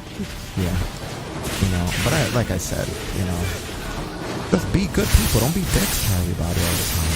You know, everybody's gonna feel bad for you just because you have a few people in there that like kiss your ass. Everybody does that. Everybody has a few ass kisses, and your ass kisses is just nice enough not to tell you how to really see things. If you keep a bunch of yes men around you, if you keep a bunch of nodders around you, you know, you don't have anyone who's gonna say anything to the contrary or give another point of view on anything, then yeah, sure. After a while, there's a weakness in that. You know what I mean? It's like kind of like, if you're going to keep sparring, and you're going to keep sparring, but you're never going to get into any fights, you're never going to get used to getting hit. You know, and I kind of feel like that sort of applies to this situation here. It's kind of like, what's the point of having a community and people in it if you're the only opinion? If you're the only one who gets to have a voice or a say in things. Like, you could live by yourself and just be by yourself, and you can have all of that without having to put the amount of effort into pushing other people aside. Because you'll just be you and no one will be in your way. It's like, it defeats the purpose when you're not listening to others. The whole point of a fucking community is the engagement and involvement and interaction of other people. So it's hypocritical when that's just defied or just ignored.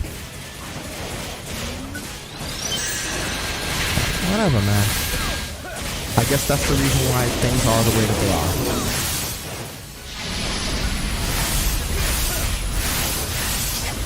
Be like that. I'm proud that we never speak to such levels of behavior. You know what I mean? I'm proud that we never, like, hold out anybody. Like, yeah, people can say we've said many things and we've tweeted many things. It's up to the people within the community if they want to read them or if they want to listen to them.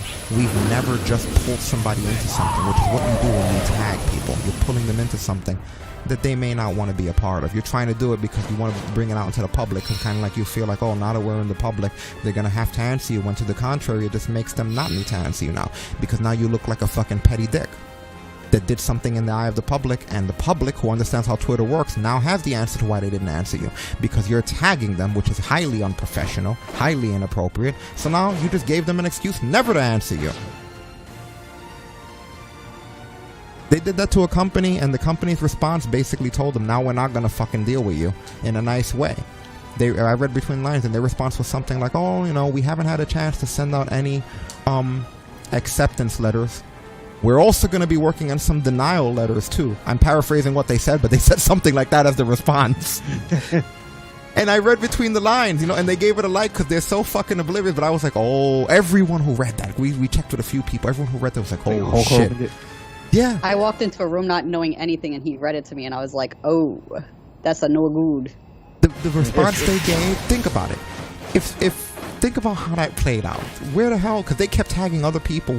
Where the hell's our acceptance? Yeah, where the hell's our acceptance? And then other people who were coming, where the hell's our acceptance? Yeah, where the hell's our acceptance? Then when the person finally came through, whoever the person was, the spokesperson, she said something like, you know, don't worry, we're sorry. Things have been really backed up. We're working on a lot of acceptance letters. And then she said, we're also going to be working on denial letters. Would you say that to somebody?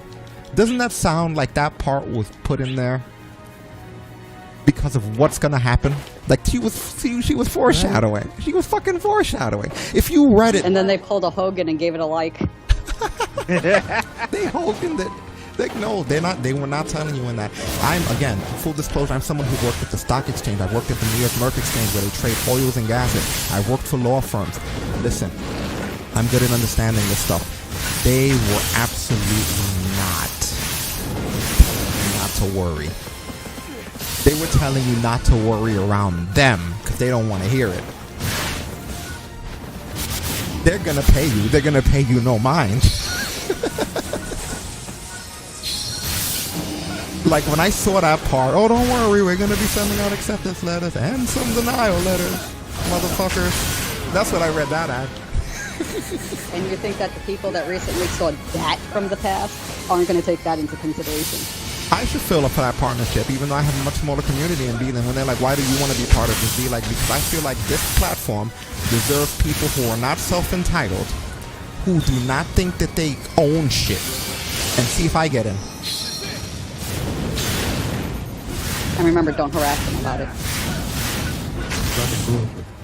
Yeah, but I'm not interested in partnership, but I would do it just to make a point that how you treat people, the respect that you show to others when you're trying to get a connection with them, that goes a long way.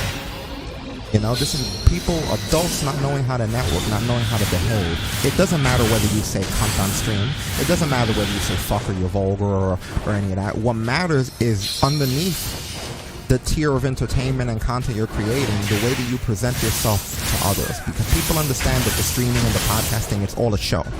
They're not going to base that on anything. But you as a person, your values, man. Come on.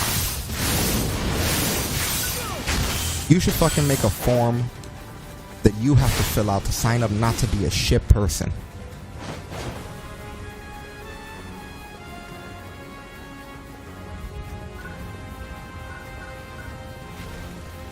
Yeah, that's good. I think I like that.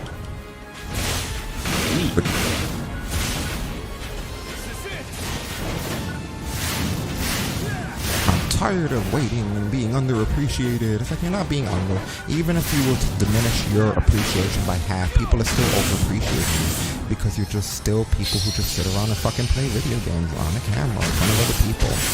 You know what I mean? That's not... What am I supposed to be impressed by?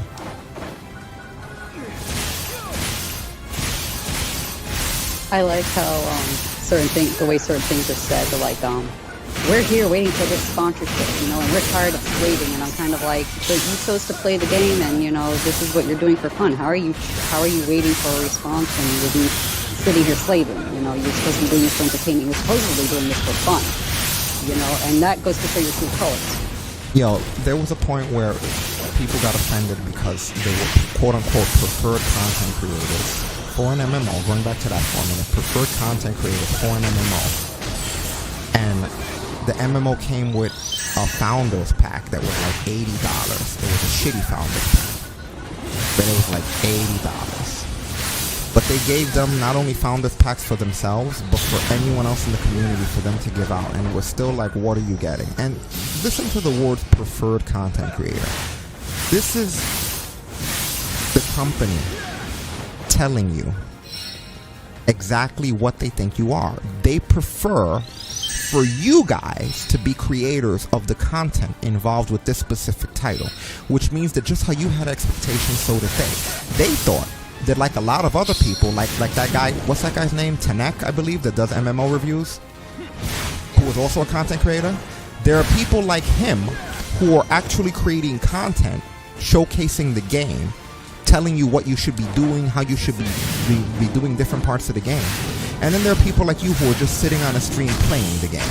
What makes you a preferred content creator? I don't prefer your content. Even though I was a part of their community somewhat, I had to go to other content creators to find out shit about the game. How come I couldn't stay within the community of the preferred content creators that were chosen?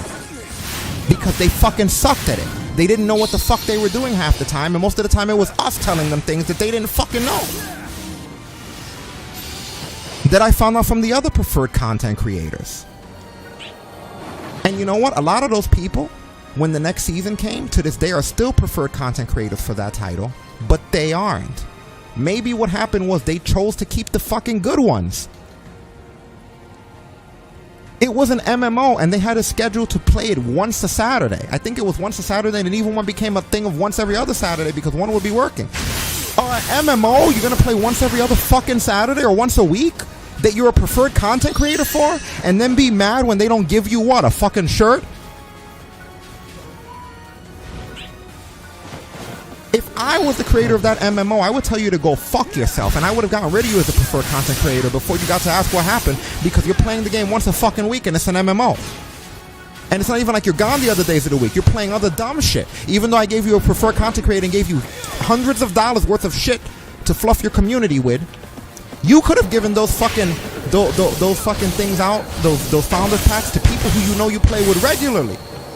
That way, they go to good use. And it gives those people an incentive to keep playing the fucking game. But let's spin a wheel and see who gets it. Why would you spin a wheel on something that you were given as a preferred content creator, you fucking idiots? This game requires a guild. You can recruit people with these because you can give them and have an incentive for joining your guild. It could be people you know that are already here. What's wrong with you? How could you ask for anything more after that point?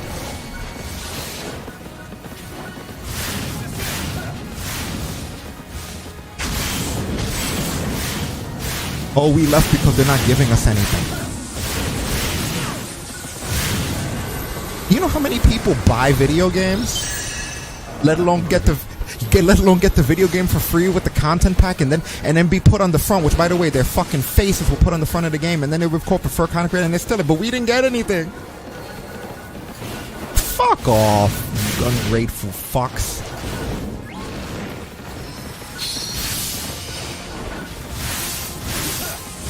We play Phantasy Star, and we bring people into Phantasy Star that are below us, and we get them all the things that they need to get to where we are. We did it somewhat with Seb, we've done it with Willie. We all pretty much vibe on this game. We welcome other people. If anyone's in the time and they want to fucking do it, they can come in here and they can play too.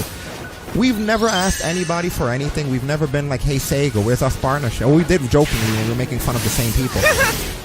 Hey Sega, where's our partnership? But we never asked for anything. Not literally. We've done so much more for this game and for the people that we have playing this game. We've actually pulled people into this game that didn't know about it, and we've never asked anybody for anything. Never asked for any acknowledgement. We just do it and we enjoy the game and we play it. You know what I mean? It's just so sad when I see that. We stopped dealing with this company and we stopped playing this game because the people that make the game were no longer giving us stuff. They were no longer supporting us. They were not acknowledging us. They were seeing us as one entity even though we're two individuals. You're still on one stream. Can you not count the amount of fucking streams there are? Jesus. So since there's 4 of us right now, that's 4 streams, right? That's 4 partnerships then, automatically. Run it. Yeah, 4 partnerships. Come on, guys.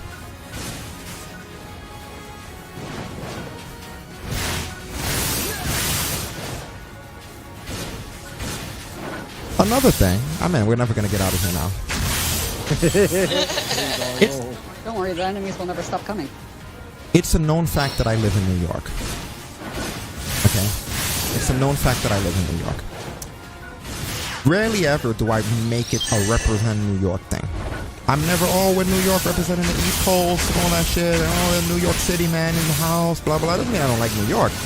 But I am aware that we are all from different people. That's why this is the internet and not the New York net. Yeah, I know that was bad with the New York Nets and all. But I tried. But anyway. One in the middle of shit, I would say good drop. Yeah, but it's the internet. You don't ever see me hashtag New York. Hashtag, we're going to be going live, guys. Hashtag New York. We're going to be going live, guys. Hashtag Queens or hashtag Brooklyn. Even though... Please don't start. Even though, when you really think about it, if I hashtag something like New York, it would get a lot more eyes on it. But I don't. We don't hashtag, we don't represent one thing. Let me tell you something. I've seen people put a hashtag of their locality in their streams, but the locality shares a name with the same locality as like 5 or 6 other places that also have the same name that you would hashtag because they're vacation resorts.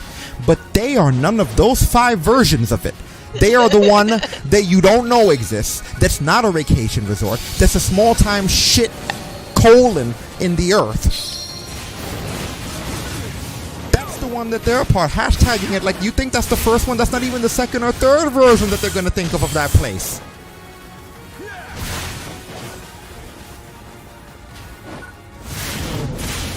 That's like when we have, I'm not even going to go there. I don't want to, I'm going to get more heat from other people.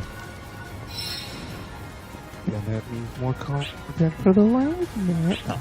I No, mean, not we're e- already not even them. deep in a volcano right now. Right. Not really. Not really. But you know why I don't feel like we're deep in a volcano? Because everything that I'm saying, it's like nothing's wrong. That's the thing. I don't bullshit. I keep the facts as accurate as possible because nothing's wrong about what we're saying. There's no way that they can have any sanity in them and hear that shit and think that I'm not right. I'm sorry, but I'm not wrong in this. I refuse to believe that I'm wrong.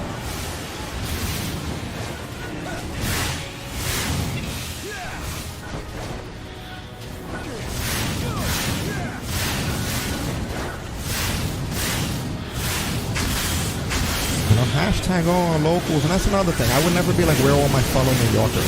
You're not all New Yorkers. Some of you are not New Yorkers.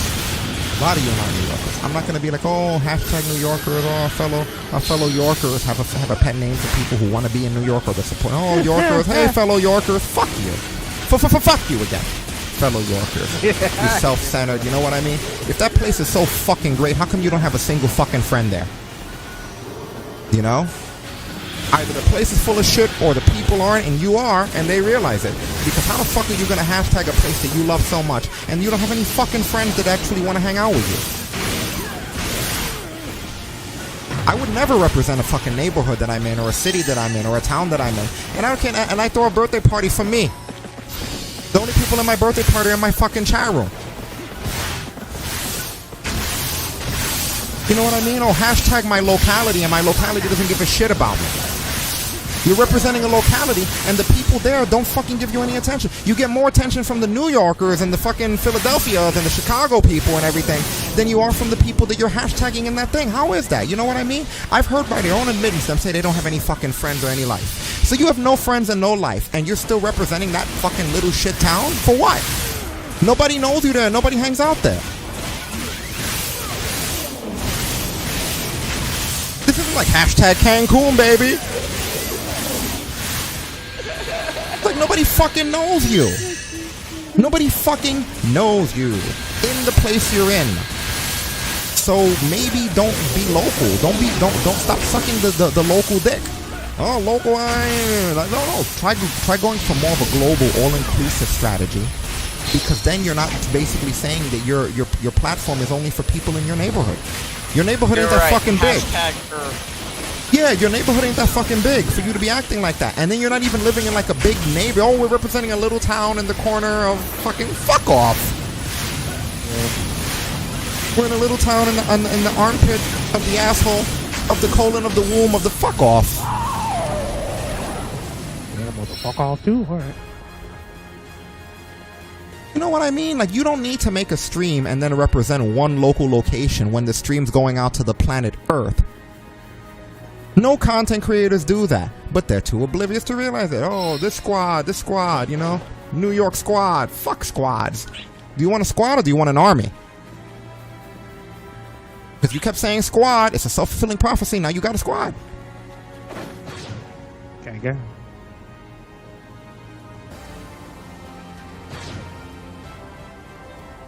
Fuck that.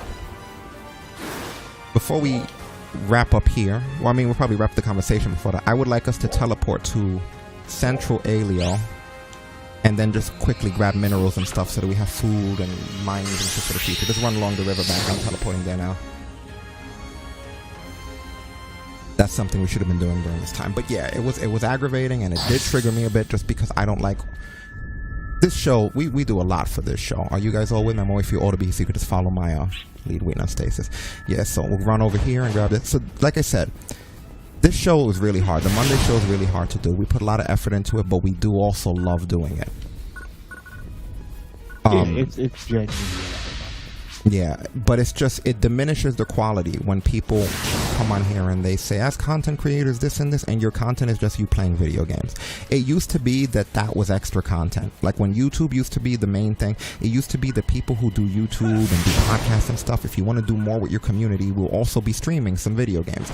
But now there are people who the thing that they did is the streaming.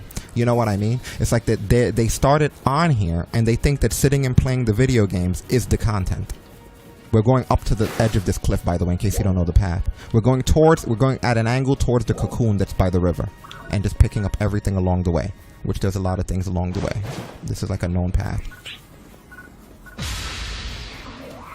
But that like I said, that whole thing is just, it's terrible. Like, I just hate that that's the way things have become, you know?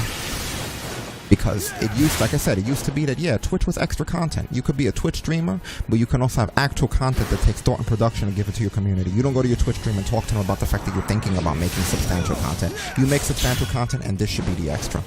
But that's not what they do. Oh, good news, good news. Stasis, the mining thing is up. The mining thing's up. Throw us in the mining thing. Perfect. Don't anybody move. The new urgent quest is active right now. We can get it done while we're on here, and Seb can get it knocked out of the box. What happened? I don't meet the requirements. How don't you meet the requirements?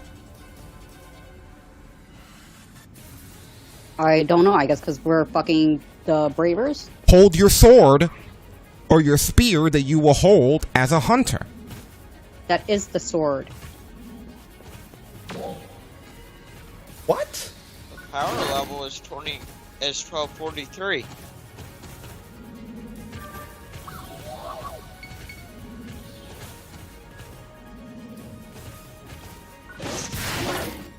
Let me see if I can figure this out, because she's right. What the fuck happened? We were able to hit those requirements way before this. With the new urgent quest, the power level is higher. Oh, that's right. I guess I thought we met enough. What's your power level, Seb? Your max power? For your contribution to the mission. 1328. Fuck, we missed it anyway. It just died. Oh well, back to the farming. Sorry about that, guys. I really got to take over here. This is not my fault as far as the formation and construction of the parties and everything. Like, I really got to start taking more of a front seat on the things that need to be done. But yeah, I didn't notice that quest was on the screen this whole time. But it'll come back at some point. We'll be able to do sometime this week. We've done it a few times already. It's really hard, and it's good to have good people in there. Anyway, keep heading towards that cocoon. Get meat and stuff off the floor. Ah, it fucking sucks, man. I would have been having 3 competent people to do it. Because that one you have to have a little bit more thinking, because it's almost like a tower defense style situation. There's like 3 towers for us to hold down, and then there's enemies coming from like every area. And what seems to happen with people who aren't used to it is they don't really understand that aspect of tower defense. So everybody winds up in the same place, and then 2 of the towers go unattended. And like between the waves, you can go back and repair the towers and shit. But like, again, it's a different style of what we're doing from here. So I think a lot of people are getting screwed over. Okay, let me see here. Where are we? Yeah, we're still going up. To be fair, I don't really think of tower defense when I'm playing an MMO. Yeah, you wouldn't. But if all 3 of us, each one of us is strong enough to be able to defend 1 tower, I think. If we all chose a tower and then just whoever else is on there with us just was running between towers, I think we would be able to get like an S-class on it. Yeah, because the problem was everybody would be swarming to 1, and then the other 2 would be left alone. Whereas at least if there was 3 of us, 1 of each of us would be able to be there. We could pretty much control the crowds within the 3 towers.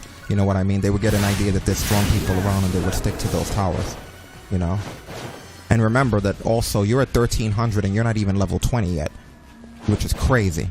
You know what I mean? So it's kind of like if I'm holding my wand and she's holding her spear, but and I go back to being a techer and she goes back to being a hunter, our power levels will shoot up. You know what I mean? Like, keep in mind, us holding the weaker weapon and being the other class, it's almost like weighted clothing right now. That's why we couldn't make it in time.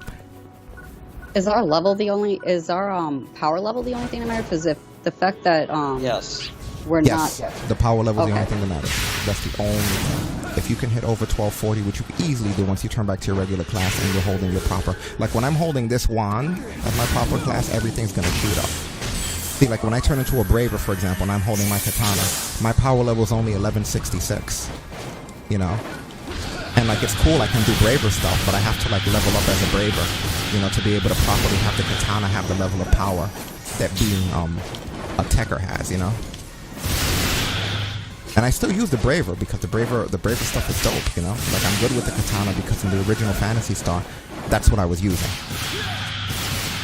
You know, like I was all about I was a braver first, came here, became a techer, and then made the braver my subclass when they brought it out. Alright, well, I gotta head out.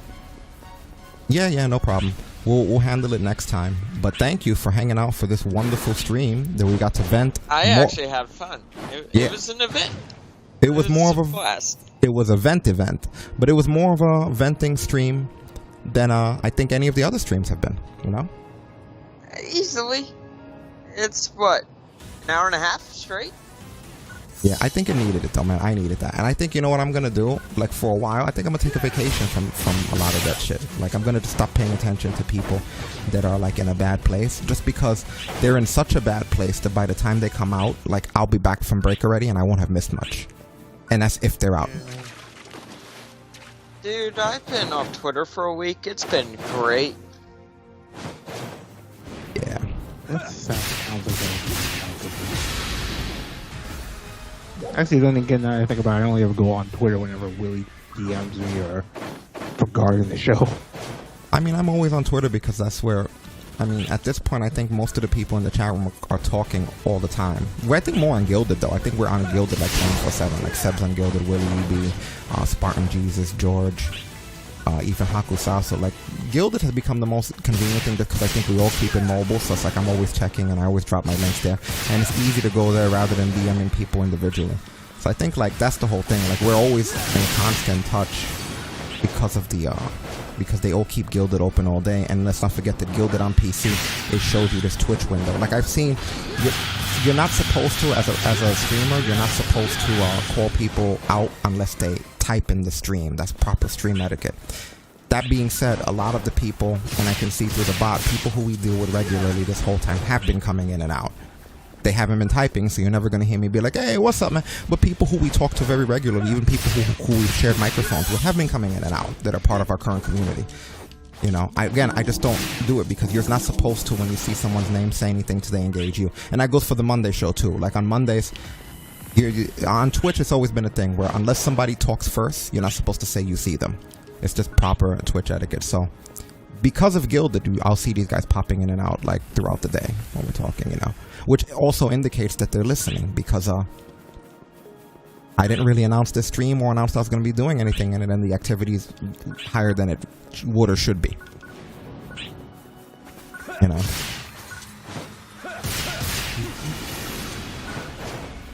But yeah, I just wanted Thank you to. you so much for having me. Yeah, I wouldn't have done this without you. You know that, man. Like, there's just no way. I know. Seb. Yeah, it wouldn't be a Phantasy Star Rick's rant without you.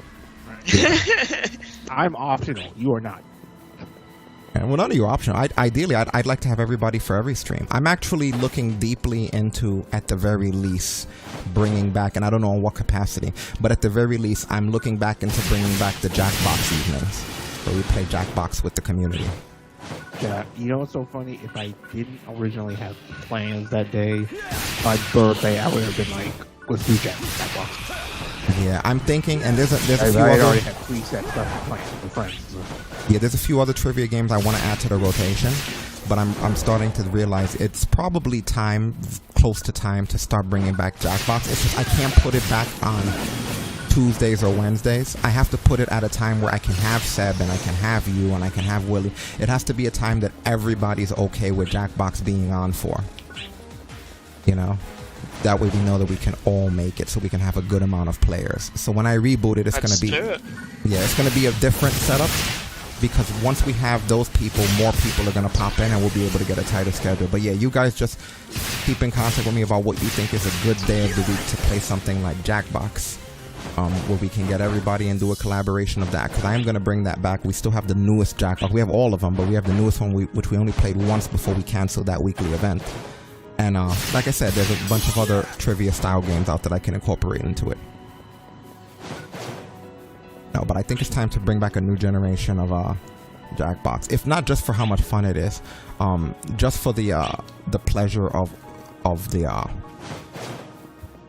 everybody seeing it back. I guess is the nicest is the nicest way that I can. When you think CM Punk got a pop, no, kid.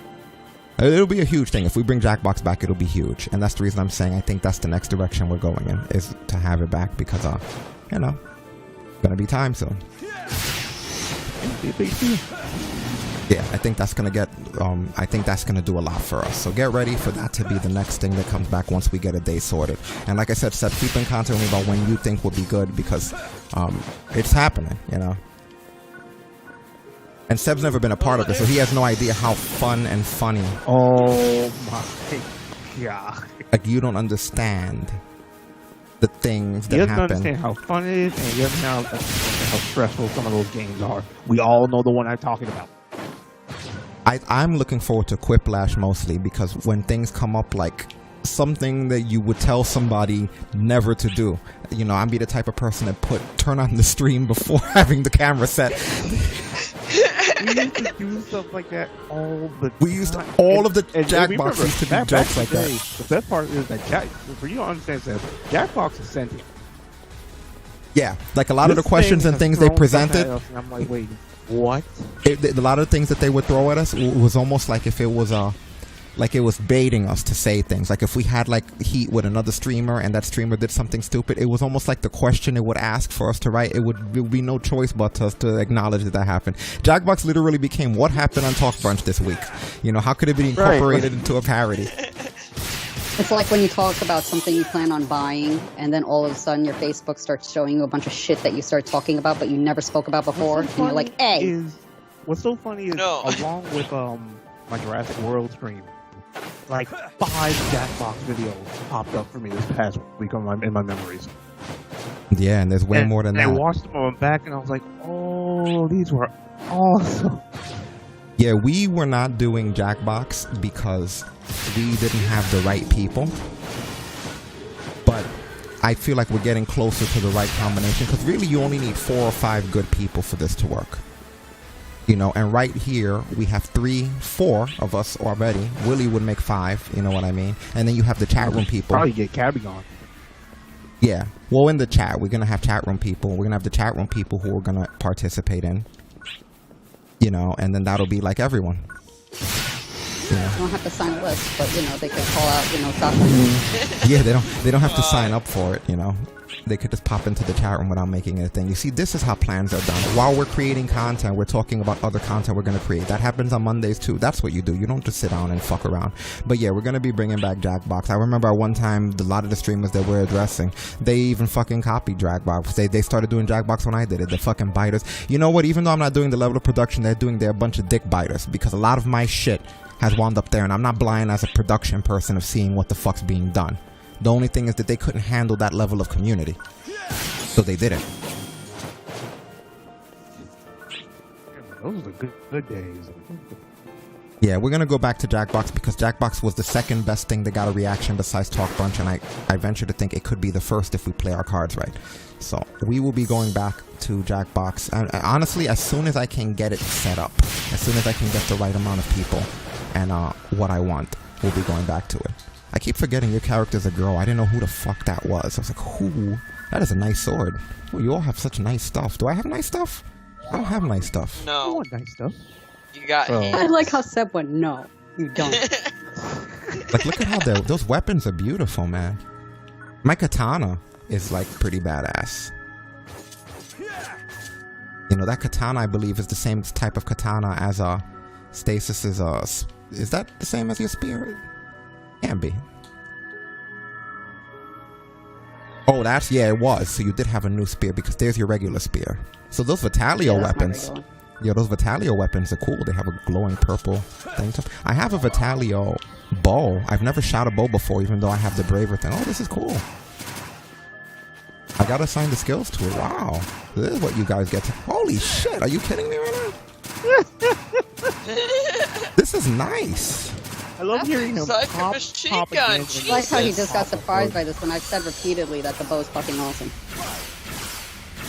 He's You shooting it like it's a machine gun. Look at that. You guys are nice and safe and shit. When I feel in danger, I can pull back and just go to... I might stay... I was planning on actually maxing out Braver and then switching to a Hunter and maxing that out. And then my final stop was going to be I'm a Tech/Hunter. I might stay Tech/Braver after Braver's in max power. Because there's just so many advantages. Especially, look at that. The ceiling shot. Oh, man, the sky shots. Alright, have a good night, guys. Later, Hi, man. man. Thanks for hanging out with us. Let me know if you need any help running anything at any point during the next 7 days as far as this goes, so I could pull you in and get whatever you need. Yeah, will do. Alright, later, dude. Later. Oh, man. But yeah, that's it for the part of this where I rant. I'm not even sure if I'm going to keep the stream on because we have to go beat the Ascent. I know I've said it a few times, but I think today's the day that not only do we beat the Ascent, but I think we're going to 100% the Ascent. Because I have that much of a grasp on that game too. So I don't know, the part where we talk about people and shit, I think that's over though. We did enough. I should have earned my unfollows for the week. You know someone you're gonna laugh at this, but believe it or not, I technically have one, even though it's brief. You have one what? When it comes to, because you talk about pretty much done when it comes to talking shit about people. Oh, you do? Go ahead. Right, I don't care. You're gonna get a kick out of this. So, Okay. guess who? Let me see. Maybe it's like. I hate when it starts with guess who. Because who knows what it is going to be. Oh my god. In my case, so. Oh, I never followed the Guess who river. decided to reappear in my life just out of the blue via a friend request and a message. Who? Don't tell me that. I forgot which one the Well Fairy was. That was the last girl. Really? That makes me laugh because you. Oh my god. What? Why? Did you find out why or? So this isn't the first. So first of all, this is the kicker. It's not the first time she's tried to reach out in some way, shape, or form. But this one was the most elaborate. So it started with like it would be messages. It would be like statuses from like 3, 4, maybe even 5 years ago. This when I was just like young and in love, you know, the usual shit. But so I know these comments from years ago are getting love reactions, and I'm like, okay, Oh god. maybe it was reminiscent. I'm giving her the benefit of the doubt. I'm playing you. I'm the devil's advocate guy at this moment. I'm just like, okay, I'm not gonna pay any attention to it. Then I get a friend request from her, and I'm like, you know what? I'm not gonna accept it yet. Let me see what happens. I'm gonna just reach out real quick. So I give my little generic ass hello, and it pretty much made it clear. I was like, yeah, you were the last person I expected to hear from. He just asked how I was doing. I was like, yeah, making it. Kept it short and sweet. I get this message right God. before I get up. I woke up to this shit and then went to work with this shit in my head. This is gonna be fucking wonderful. It said, "Good morning, Destin. I just wanted to let you know I apologize for how things ended between you and I with my childish behavior and etc." And what? And what? She hit and etc. And etc. Like the Yes. fucking, like the guy, like the Beast's alternate personality, the little kid version, etc. That she fucking etc. you? That shit killed me. It would have been better to have just left it without that extra part. You Really. know what I'm saying? Like, it just adds a little bit of juice to it. I can't wait to hear where this is going, though. Oh, you have no idea. It's gonna be awesome. So, she goes, and I hope you can find it in your heart to forgive me. And I love the fact that she types it exactly when she talks. She goes, I hope you can find it in the way in your heart to forgive me for what I done to her. D-O-N-E, done. Keep going. But if I didn't, this is my favorite. But if I didn't hurt you in any type of way, that's a good thing. But if I did, like I said, once again, I would like to apologize, and I hope we can be friends again, because I really do miss having you as a friend, and I miss talking. And I just kind of broke it down. I was like, you have to understand, the way everything ended on every time we dated. I don't know if you understand exactly what that will do to a human being, but it took me a long time to bounce back from that. Shoot, it really did, even though I kept that shit under wraps. So I just ran that whole thing. And after a little while, I was like, because one of the particular instances that bothered me, I don't know if I ever told you this story, Rick, but this is great. So one of the guys she'd basically been talking to, I didn't know much about their little conversations. But apparently I hear one day we were supposed to get a hotel, and you know, so she wound up backing out maybe the day before, so I'm just like, okay, don't get the hotel, go to work, this and that. I found out maybe a couple of weeks later, she tells this guy this, but hadn't told me this. Apparently the whole thing was, I guess, she didn't think I'd perform to standards. Basically, she thought I'd be an Eva Marie, when in reality I'd probably be a fucking Italian. It was fucking nuts. But you've never been with her before, why would she say that? Exactly.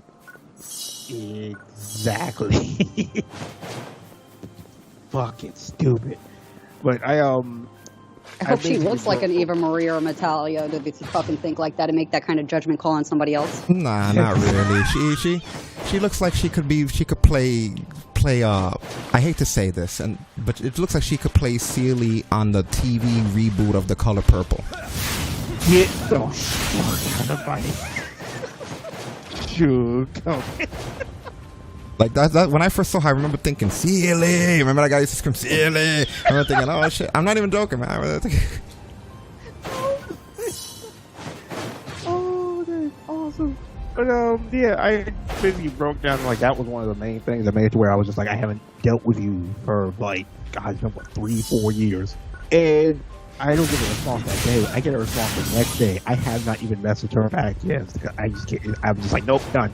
She goes, good morning, and oh, okay, well, like I said before, and I'm going to say it again, I love the wording. I apologize for making you feel like less of a man and saying that about you and to you. And I was just like, yep, I tapped. Oh, you haven't changed. You're still stupid. I can't deal with you. I mean, I could tell just looking at her that she didn't look very bright. You know, sometimes you can see it in somebody, and I was just like, nah, that is a mess right there. You're just gonna wind up being somebody's fucking baby's daddy with that chick. The funny thing is, you sure enough laughed that she got 2 kids now, and I was like, yep, dodge bullet. Yeah, no shit. Twice. I know, and now she wants. Yeah, you trust me, man. Why even bother? I don't even have to convince you, I'm sure, but why even bother to have to deal with somebody else's problems? Do you always hear about these? Oh, this man stepped up and came into my life, and these weren't even his kids. Good for those men. I salute you like I salute the fucking Marines that have gone and served this country and taken bullets for me. I'm not going in the army though. I'm just saluting you. You know, I don't have as much faith. I don't have as much faith in my ability to fire guns at random born killers, child killers, as you do. I don't think that me, who's going to be trained in your little fucking camp, is going to be as probable to survive as the fucking 4-year-old who had an AK before he had a fucking Super Nintendo that I have to go out against. Nope. So I salute you, genuinely, for your service, because that shit is scary. You're fighting people that have been trained since birth to kill you. That's terrifying. Who does that? Who trains children to kill? They do. That's why I'm not in the army. That's how I'm dealing with this. I'm not going to raise nobody else's kids. That shit is scary too. I love children. I think children are beautiful. I think mothers and parents in general are the strongest people you'll probably ever meet because they have to deal with those little terrors. But I don't want them.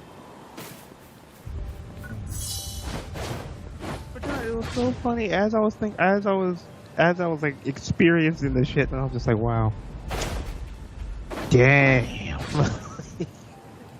This is the equivalent of that shit like we always hear, like I always hear it happen in wrestling when like somebody comes back after a long time and it's just like, you look like you seen a ghost. And I was like, yeah. It's funny because you kind of handled it the way me your age would handle it, to be honest. Like even 30-year-old me would have handled it that way, but not current me. Like current me, like people don't get to know what I'm thinking, which I kind of find drives people a little bit more crazy than me telling them how I feel. Like, I would have just been like, okay. That literally would have been it. Like, I make people have to pick my brain at this point in my life. I don't volunteer anything. If they are curious enough, it'll get to the point that they'll have to stalk me for that level of attention. They'll have to go on my social media and see what I'm tweeting, see what I'm typing, see what I'm posting, see what I'm streaming. And not only does that work out really good, it boosts my numbers. So now this person who I have a disdain for is becoming a utility that helps fuel the things that I have passion for. You know, they're the extra hit, they're the extra view, they're the extra person. I wouldn't even, when it comes to women, I wouldn't even say, well, you've hurt me, or the way that we left things. I would have been like, yep, all right, no problem. So does this mean things are okay? Sure. Hey, what's up? A few days later, what's up? Or maybe just a gif of somebody waving. Sometimes I like to use the freaking, sometimes I like to use the Leonardo DiCaprio toasting one. When I hear from somebody who I wish would get hit by a fucking plane. What's up, Leonardo DiCaprio toast? I'll remember that.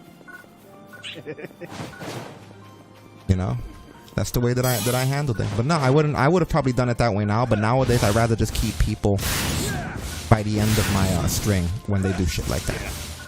I think that was just a case where it was an exception where I was like, the original goal was just like, I'm about to make you feel real shitty right now, but then I forgot how fucking stupid she is. Yeah, somebody like that is too dumb, man. You don't want to bother with that shit. That's what I would have done. Like, I don't really even engage people anymore. My favorite thing to do is for people that I'm pissed at not to know that I'm pissed at them, you know? They should be, there's enough there for them to figure it out. In the fact that they're not interacting with me. The level of interaction that I have with them should speak for itself. They should be like, wow, this guy has not... Which I think, honestly, some people were smart enough to get that, which is why there are a lot of people I don't deal with where there was never like a fallout or an unspoken rule or anything. It's just like, yeah, they must have gotten the fucking message of where I was. Because, yeah, a lot of people, I think, kind of know better than to do that. Probably because they understand how much pleasure it would bring me, you know? Oh, hey, well, like what she did, I'd give anything for someone to do what she did to me. Hey, what's up after all this time? Yeah, really. You better have meant something fucking special to me before this encounter. That made me laugh so much because I was like, this can't be real. Like, this isn't happening. And then she has kids. Who the fuck would want to deal with a girl who has kids? I hate to say that. That was mean. But who would want to deal with a girl who has kids? I'm sorry, there's no other fucking way for me to put it. Honestly, like, if you're single, it's challenging to deal with someone whose kids aren't yours. Like, somebody else fucked her to get those kids. I hate to break it down that vulgar, but that's really the way it is. I would care less if somebody else fucked her and she has no kids versus somebody else fucking her and leaving something behind. And not only that, so the last time you went out, you guys broke out was like 3 years ago, and in a 3-year time period, she had 2 kids that she didn't have before she was with you? Right. That right there says it all. What'd she do, take a break in a year? That's nasty, though. That's what I mean, you know? I just think it's gross that it was like, I don't want to do that, you know? Like I said, I don't care. I care less about the act of her having multiple partners than I do about the act of her wanting you to go back to her while she's had 2 fucking kids. Like, now you gotta pay for that shit. You didn't even get to have the fun for the couple of years that it took, but now you gotta pay for that shit for the next fucking, what, 16 years? Yeah, right. It starts that way. And before you know, you become like Mick was. You know? And yes, I'm talking about Mick wrestling. You become the way Mick was. You know, where he used to be somebody who had freedom. You know, he found the ugliest chick he could find and he let her basically make a nest around him. And now he's stuck with, and he's younger than me and he's stuck with her ugly ass. You know. And I think even one of the kids came out glitched. So there's that. Oh. I'm just being real. Just being real. But, you know, he has to deal with her ugly ass now. You know, and hardly had any freedom for anything. You don't want to be like that with this girl, man. What happened? Jinx me with a glitched baby. When it comes to him, he just came off as somebody who wasn't getting a lot of pussy before her. And you know how it is. I'm not gonna go into nationalities or anything, but there are those that are known for making a nest with a lot of children when they get the right brother. You know? And I'm just saying that that's essentially what I think we were experiencing in that situation. And he kind of got locked in. You don't want to get locked in the way that he did. Like, his life is fucking over. He hasn't done anything interesting since.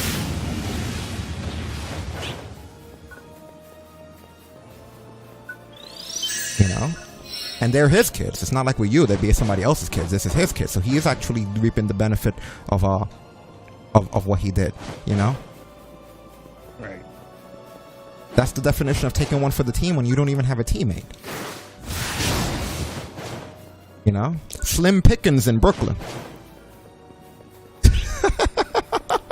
If you get that, that's a callback to the Sean Spears. Remember when Sean Spears was like Slim Pickens? Slim Pickens in Brooklyn. Oh. I'm just gonna say, okay, that I have met plenty of beautiful, gorgeous women from Brooklyn. Okay. Yeah. Oh, yeah. I'm not But, bearing Brooklyn. See, that's I'm- what Slim Pickens is there. Stasis Yeah. Soul. Yeah, I'm not bearing Brooklyn. I'm saying that at the time that he was on the prowl, there must have been Slim Pickens in Brooklyn. Maybe they were all on a date. You have to remember, Slim Pickens works both ways, baby. Man, this stream has become a roast, and all it was supposed to be was a brief. We've roasted. This is like one of the most roastful streams, and it hasn't stopped.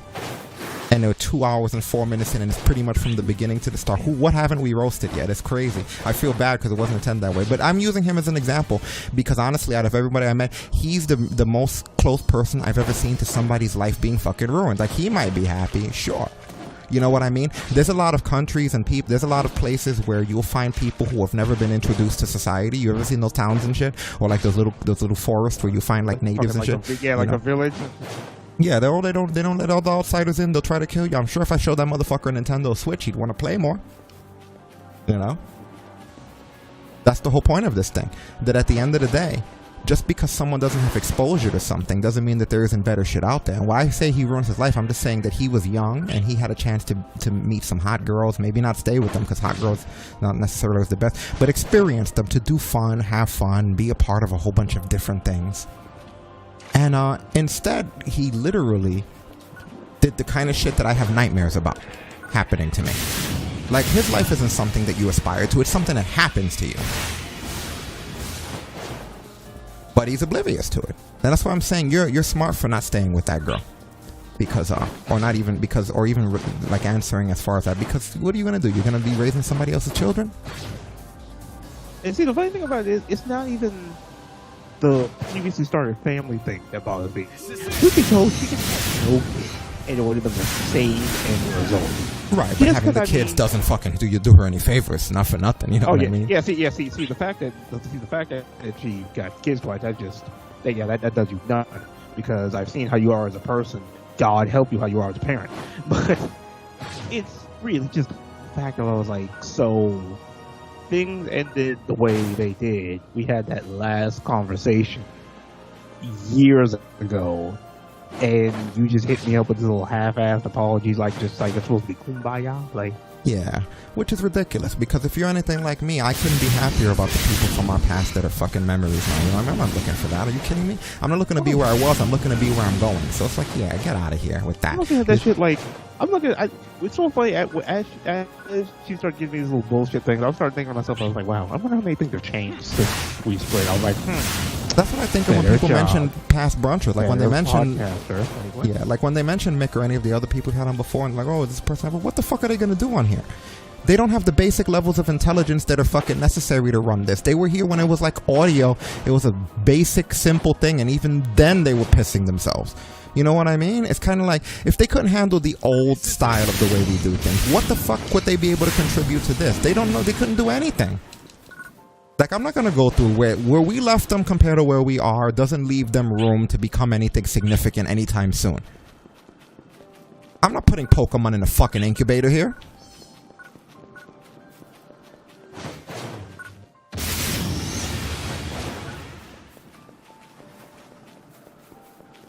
You know, to me, that's the reality of the situation. Oh yeah, it was just so hilarious, and I was like, "What are these days I gotta bring stuff to Rick and Stasis because they experienced that. They were there. They did. Oh yeah, no, I know. I get it. It's just funny when I hear that.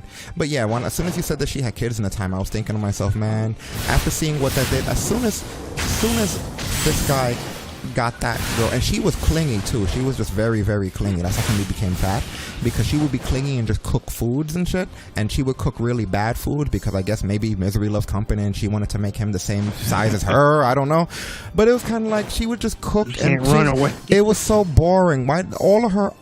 I feel like wrestling fans are crazy, and one of them will shoot you in the back of the head because you didn't like a match as much as they did. So that's the reason I try to keep my pictures mostly private, especially of Stasis. But as you can see, the few times we put pictures of Stasis out there, there's definitely she's definitely easy on the eyes. That being said, when it came to his situation, we know why his pictures aren't out there of her. You won't find a picture of her anywhere. I've seen her a couple of times, man. And That's all you gotta say. Oh, it made me jealous because I was thinking that's the kind of contrast. No, I was thinking if he was able to make those out of that, there is a dick that's never going to require Viagra. I became jealous for his penis because if he's able to do that, then all right, touche. You can definitely. He's probably more of a stallion than I am. But if that was somebody like the level of an Eva Marie, he'd probably be going for days. Because I'm like, wow, I know that I'd have a pretty flaccid fucking issue if that was my target. You know? I know that there'd be a lot of limping around and struggling, if you know what I mean, if that was my target. I don't even think that I would be able to do the deed. So I give him credit just because of the fact that if he was able to aspire to that, then hey, good man. Good man. You are the person that we need when there's a group of girls and one of them doesn't pan out. You know, you're captain, take one for the team.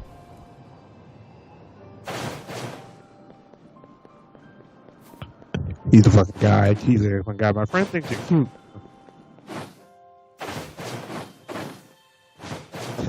great.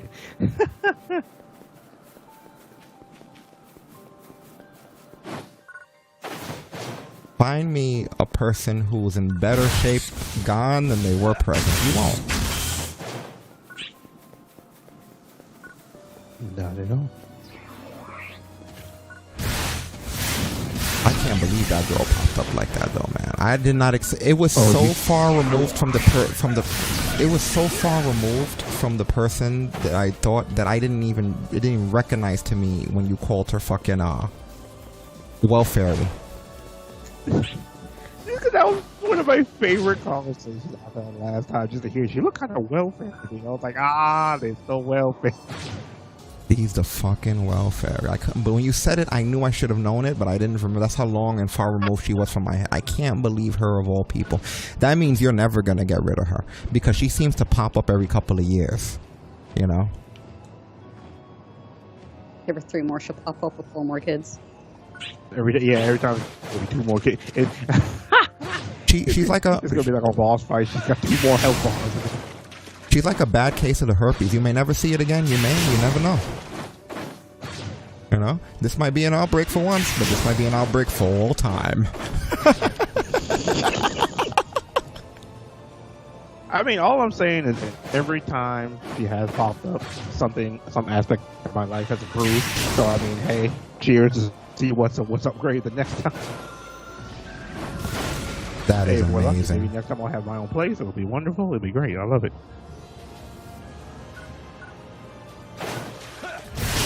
As it is close, you can hear all the TalkBrunch co-hosts here talking about some. Oh, he lives with his folks. Yeah, because 1, they never made me leave, and 2, I helped them as much as they helped me. So yeah. Yeah, and why would you? It'd be stupid. It'd be stupid to do that. My running gag is in my house. I am excellent. Dude, I used to have a friend much older than me that was still living with his parents. He's what I would literally consider a fucking failure to launch, because that's what a failure to launch is. You know, much older than me. You know what I mean? But I still consider him smart. The fact that he knew to do that, you know? And he didn't help them as much as they helped him. He was just a fucking moocher.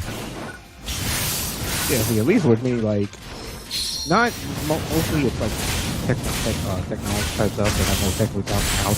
Usually it's just like, hey, mom has a question about a phone. Like, she got really good with Zoom. It took a while, but that's a lot of the time because every time I was home, if you need a question, I helped. Yeah, no, she was one. They like one. They've never made me. Two, obviously I help around, and three, especially with shooting real quick. You guys remember right before episode 100, my granddad passed away. Yes, that hit me quite hard, and ever since then, realistically, just want to stay close. Like I prefer to be close to them. So yeah, it works makes out. sense. Yeah, no, there's nothing wrong. It's just kind of like a little. I wouldn't even say an emotional thing. It just kind of makes me feel a little bit better because God forbid something happens. Like remember that one time when my mom fell in the bathroom. God forbid I'm not here and that happens. Yeah, and you're still relatively low. Again, putting into perspective, like this person, when I started TalkBrunch and years into having TalkBrunch, was already older than me and still was living with their parents. To my knowledge, still is. You know, and it's like it's a different circumstance because they were much older than both of us. And also, I feel like times have changed too. With the way the world is nowadays, nobody's gonna judge somebody for having family that they can live with. You know what I mean? But he was doing this with no excuse, and also, you know, he didn't have like the humility that you and a lot of others have that are doing things like that, where they say stuff like that, like we're helping each other or whatever. You know, he was one of those people who's a know-it-all. You know, which is one of the things that makes it difficult to have that kind of empathy for, because kind of like, yeah, you're a fucking know-it-all living with your parents. Fuck off. You know, like he was very pretentious, and it literally just got to a point that I just stopped dealing with this person just because their attitude was shit, and it was just kind of like, you know, why do I have this person as a shit friend when you know, there's like no value in this. And that's literally how I started living my life. I consider that person lesson one in the fact that I just don't need shit people around. You know, and then I think from there I just never look back. You know, like I kind of have a level of respect for yourself. You know what I mean? The kind of people that you keep around you. You know? Funny how we keep going back to that and we're roasting even more people. You know? But that's how many people are gone. But yeah, like he was a shit friend, and he was judgmental of others while living in his parents' house, and you know, like judgmental in like really bad ways of other people. It's not like the way we talk about things. It was just toxic for the sake of toxicity a lot of the time for him. Oh my god, people are dead. Uh-oh, what is this announcement? Oh boy. It already doesn't look good.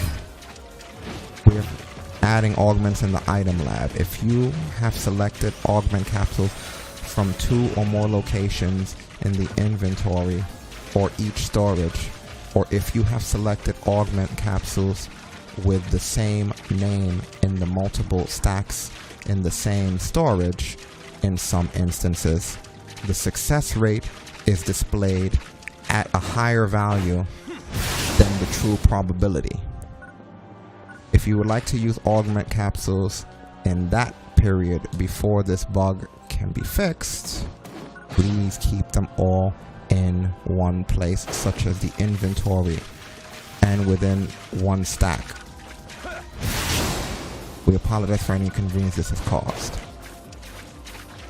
So basically, if I'm reading this correctly, and I'll go check some other content creators later, make sure we have the same thing. If you are upgrading something, make sure all of the equipment and stuff that you're using for your upgrade is all in one space. Don't go grabbing some of it from your inventory, some of it from your storage, some of it from the other storage, some of it from the extended storage, because what's happening is the game's not accurately telling you your odds. It's not reading all of those storages. But I usually do everything in one concentrated place anyway, so I'm good. But yeah, man, like I said, that's crazy. This whole stream has been crazy, but that's something that's been a major concern for me. It's just the way fucking people behave, man. All kinds of behavior came up during this.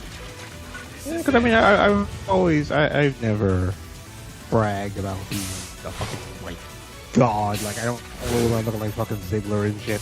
But it's like, I like to think I'm a half-decent person. So when stuff like that happens, it's just kind of like, it makes me understand. It's like, that one especially made me understand this. It's like, you know, nobody's immune to that type of shit. It's just how you deal with it in hindsight, which I mean, I remember, that was so funny because I think it happened maybe a couple of weeks before I think I told anybody, especially anybody like in the community. It happened, and shit you not, like, an hour and a half later we did the show. I didn't realize this dude's been attacking me. It's pretty serious. But yeah, continue. It was just so funny because like we did it, and I can't remember if it was a stream. I can't remember what was the end of the show. But it's my favorite part of the story is just because of the fact that like we broke up, and like an hour and a half later I did the show, and it was like nothing happened. And like I never used to handle breakups like that. Like I used to be dramatic motherfucker. One of my best friends would say I used to be so dramatic when it came to breakup.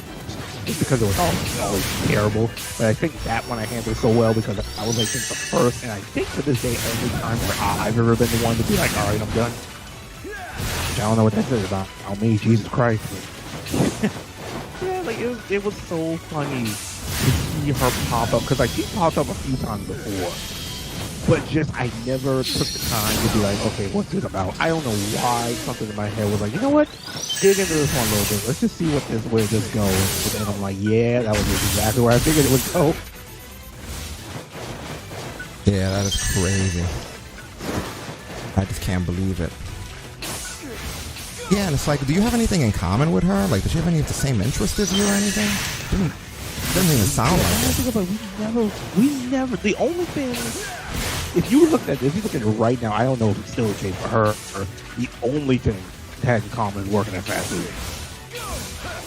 And I think that even that, like, it wasn't like that back then, because I mean, I was still working GameStop. But you guys don't have like games or wrestling or anything in common? Nothing in common. You see, you dodged a bullet there, and I hate this. This is going to become the hottest stream in the world. As far as heat goes, because I'm not trying to bury anybody, but you guys kind of led me into it. But I hate to say it, but look at Squires. You know what I mean? It's kind of, he's in love with his wife, he has a great family and everything, but they don't have as much in common as they don't have in common. So it really just is him doing whatever his wife wants. Like, he doesn't really get to do whatever he wants, because you know he likes games, and you know he likes wrestling and a lot of shit like that. But he has to have this compromise, which some people have, and there's nothing wrong with that. But there are people who have this compromise where it's like, you don't get to do what you want to do because your spouse isn't interested in the same shit as you. And for some people it's good, but for others it's not. I'm a person where I kind of prefer, if I'm with somebody, that we have some shit in common. It doesn't have to be everything. But I don't want our common ground to be something that's 5 or 6 on my interest list, because that's not a good place to be either. You know, and again, it's different for everybody. Some people have been together, they have nothing in common. You know, you can have a wife who likes baking and a husband who likes sports. But it's just weird. I feel like nowadays, especially in such a media-ridden world, it's hard to maintain a relationship or interest with somebody without becoming fat. And what I mean by that is like a common basis that people meet together with is food. When you don't have common ground with anyone, the common ground that people try to go for is food. It's always has been, always will be. The problem is that if all your thing is, I go out and eat with this person, I go out and eat with this person, you're gonna become fat. You know? And that worries me, because I see a lot of people, they'll do that. You know, it's like, what do you have in common with your wife? We go out and eat. What do you have in common with your husband? We go out and eat. Yeah.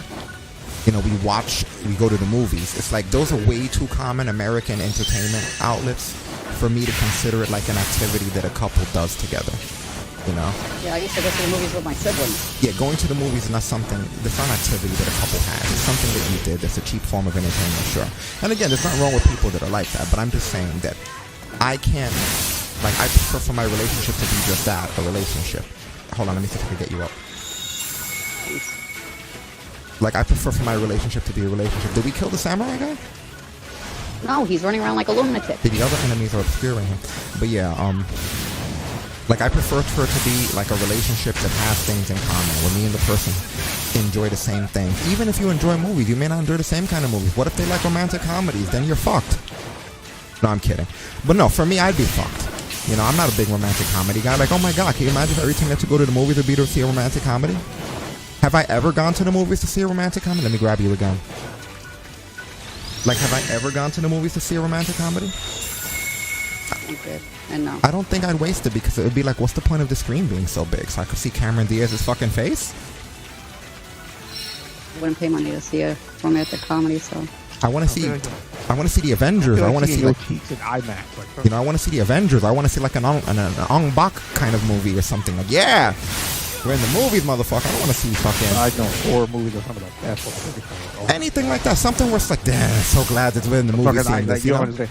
The second Strangers, I saw that shit in theaters with my friends. Oh my. The closest I've come to seeing something that's not visually stunning in a movie theater, but I did go to see like opening night. No, because it is visually stunning. But the first time I ever genuinely where I was like, I gotta go see this movie, and I'm seeing it on launch day, believe it or not, was A Night at the Roxbury. If you've ever seen that. Oh, I have been waiting for that movie, and watching the Saturday Night Live bits of just them doing the "What is love?" With their heads and shit. I remember when I saw the trailer, I was like, someone made a fucking movie out of this? There's a fucking movie I can see with these guys. How did they get 2 hours? I was so curious of how they made a 2-hour production. And they did it. They did it. It was to me it's one of the funnier movies. The last one I could remember that was like that I paid for was Death Becomes Her. No, for me it was Night at the Roxbury with Will Ferrell, man. But today it's just as funny. If it came out again today, I'd do the same thing, you know. But most of the time, and that's not really, it doesn't count as a romantic comedy. I mean, in a way it would, but they weren't really romantic, you know. Well, it was a funny, romantic thing. Yeah, Night at the Roxbury, man. But yeah, I remember things. Saturday Night Live was known back in the day for doing that. But like taking like their most popular bits and turning them into like movies. They did that with that girl, what's her name, the Superstar. That was a Saturday Night Live bit. The Love Doctor was a Saturday Night Live bit. Like they do a lot, more cowbell. Yeah, but the Night at the Roxbury, like that to me was one of my favorite Saturday Night Live bits. Like whenever they did it, no matter what, even though I wasn't watching the whole episode, as soon as I heard "What is love," I would stop whatever I'm doing. I'm like, I gotta see this. I already know what this is. It's funny. Like I started, cause I have it on Hulu. I started watching a lot of SNL. I've noticed two particular repeat bits that have been my favorites. One is the Californians, because the fucking voices killed me. And it's funny watching Bill Hader break again and again and again. And the second one, I think, is his character as well. It's Stefan. Oh yes, Stefan. Stefan. Oh, that's great. Kills me. You're talking about during the news? Yeah. Oh my god. Different hot spots. The clubs and shit, and then he always puts his hands over his face. You know what the funny thing about it is? This is like a little interesting debate, I'm sure, sometimes. Some people wonder at what point it became Stefan's thing, and at what point it was him trying to cover the fact that he laughed again. Because he broke almost. Yeah, because I always wondered. I was like, for some reason, that's so funny when he does that mannerism. But I always wonder what that was. But yeah, you're right. Could be trying not to corpse, because those are some of the funniest things ever. It looks like it might have started as Stefan, and it just became an easy way to hide the fact that he's corpse. Because I sort of got the California was my favorite one easy, because I can't remember what it was, but one of the guys said something and he tried to make a facial expression and just fucking shattered. And it's like, yo, he'd been okay if you try to go the extra mile. I saw a compilation. I gotta send it to you one of these days. It's Bill Hader breaking character on Saturday Night Live. I don't think I laughed so hard as insane when I hear it. It's easily the funniest thing I've ever seen in my life. I was like, holy shit. Now I think about it. I'm talking about things in my life that have improved since I stopped dealing with welfare. I got to celebrate my birthday 2 years in a row on the air. Yeah, you know, and that's definitely something else. You might get to, that's something else, you might get 3 if Jackbox makes it back within the next 12 months. Oh my god. I can tell you this right now. If Jackbox is back by this time next year, understand we're celebrating my birthday with Jackbox. Yeah, well, Jackbox is coming back. There's no question about it. I thought about it, and I'm like, we need to start with things that worked before we start doing new things. I don't mind still doing new things. Jackbox, use your words. Both of those words great. Yeah. Oh shit, I'm in here with him and I'm out of heals and he locked me in his barrier. Wow, what a bastard. This guy is no joke, man. I don't know if we're gonna be able to beat him. Like, there's not so much. Fun. It's probably been my favorite week when it comes to looking at news and stuff coming out. Because I saw, I think they released it today.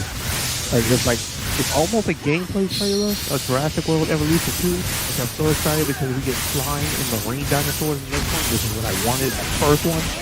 And then, they announced that the second half of Attack on Titan Season 4 is coming in January. So it's way sooner than I thought it would be. That is awesome. I gotta start getting back into stuff. Cliffhanger at the end, I'm like, I gotta start getting back into stuff. Yesterday was the first day that we actually sat for a long time and watched a few episodes of stuff. We watched an episode of Loki, which I love. Loki's one of my favorite Marvel series. What the? Heels. Oh, we watched the second episode of Heels, which was also awesome. Great. Yeah. So those are my two main shows right now. Loki I liked a lot more than I thought I was going to like so far. I think I have 2 more episodes to go, but I like it a lot more than I thought.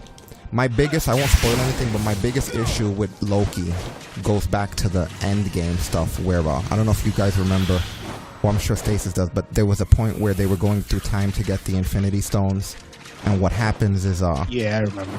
Is one of the stones gets knocked over to Loki when he's in handcuffs from the Avengers 1 and he teleports away.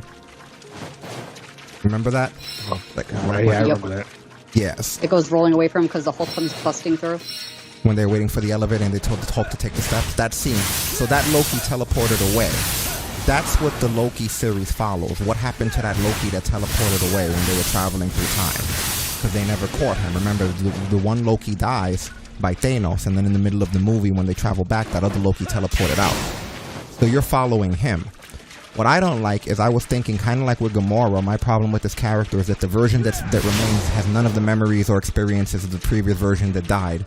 So it doesn't really matter, because they're not going to have the necessary utilities to be able to be of use to the Avengers. You know? Like the Loki that teleported away was still evil. You know? But I like the way they handled it in Loki. Like I won't tell how they do it, but I like the way they handled, like, I guess, filling in the blanks for this version of Loki. Yeah, they kind of filled this Loki in a little bit, and he kind of sees, you kind of see the fucking light bulb go off in his eyes, like, he understands what the fuck they're telling him. Like, he's not, like, rubbing it off and shrugging off, he's, like, acknowledging what they're telling him. Yeah, like without spoiling anything, just the way they show him the timeline, because obviously this Loki never got to be part of the Infinity War. He never got to see Thanos. He never got killed by Thanos because this is early in the time loop.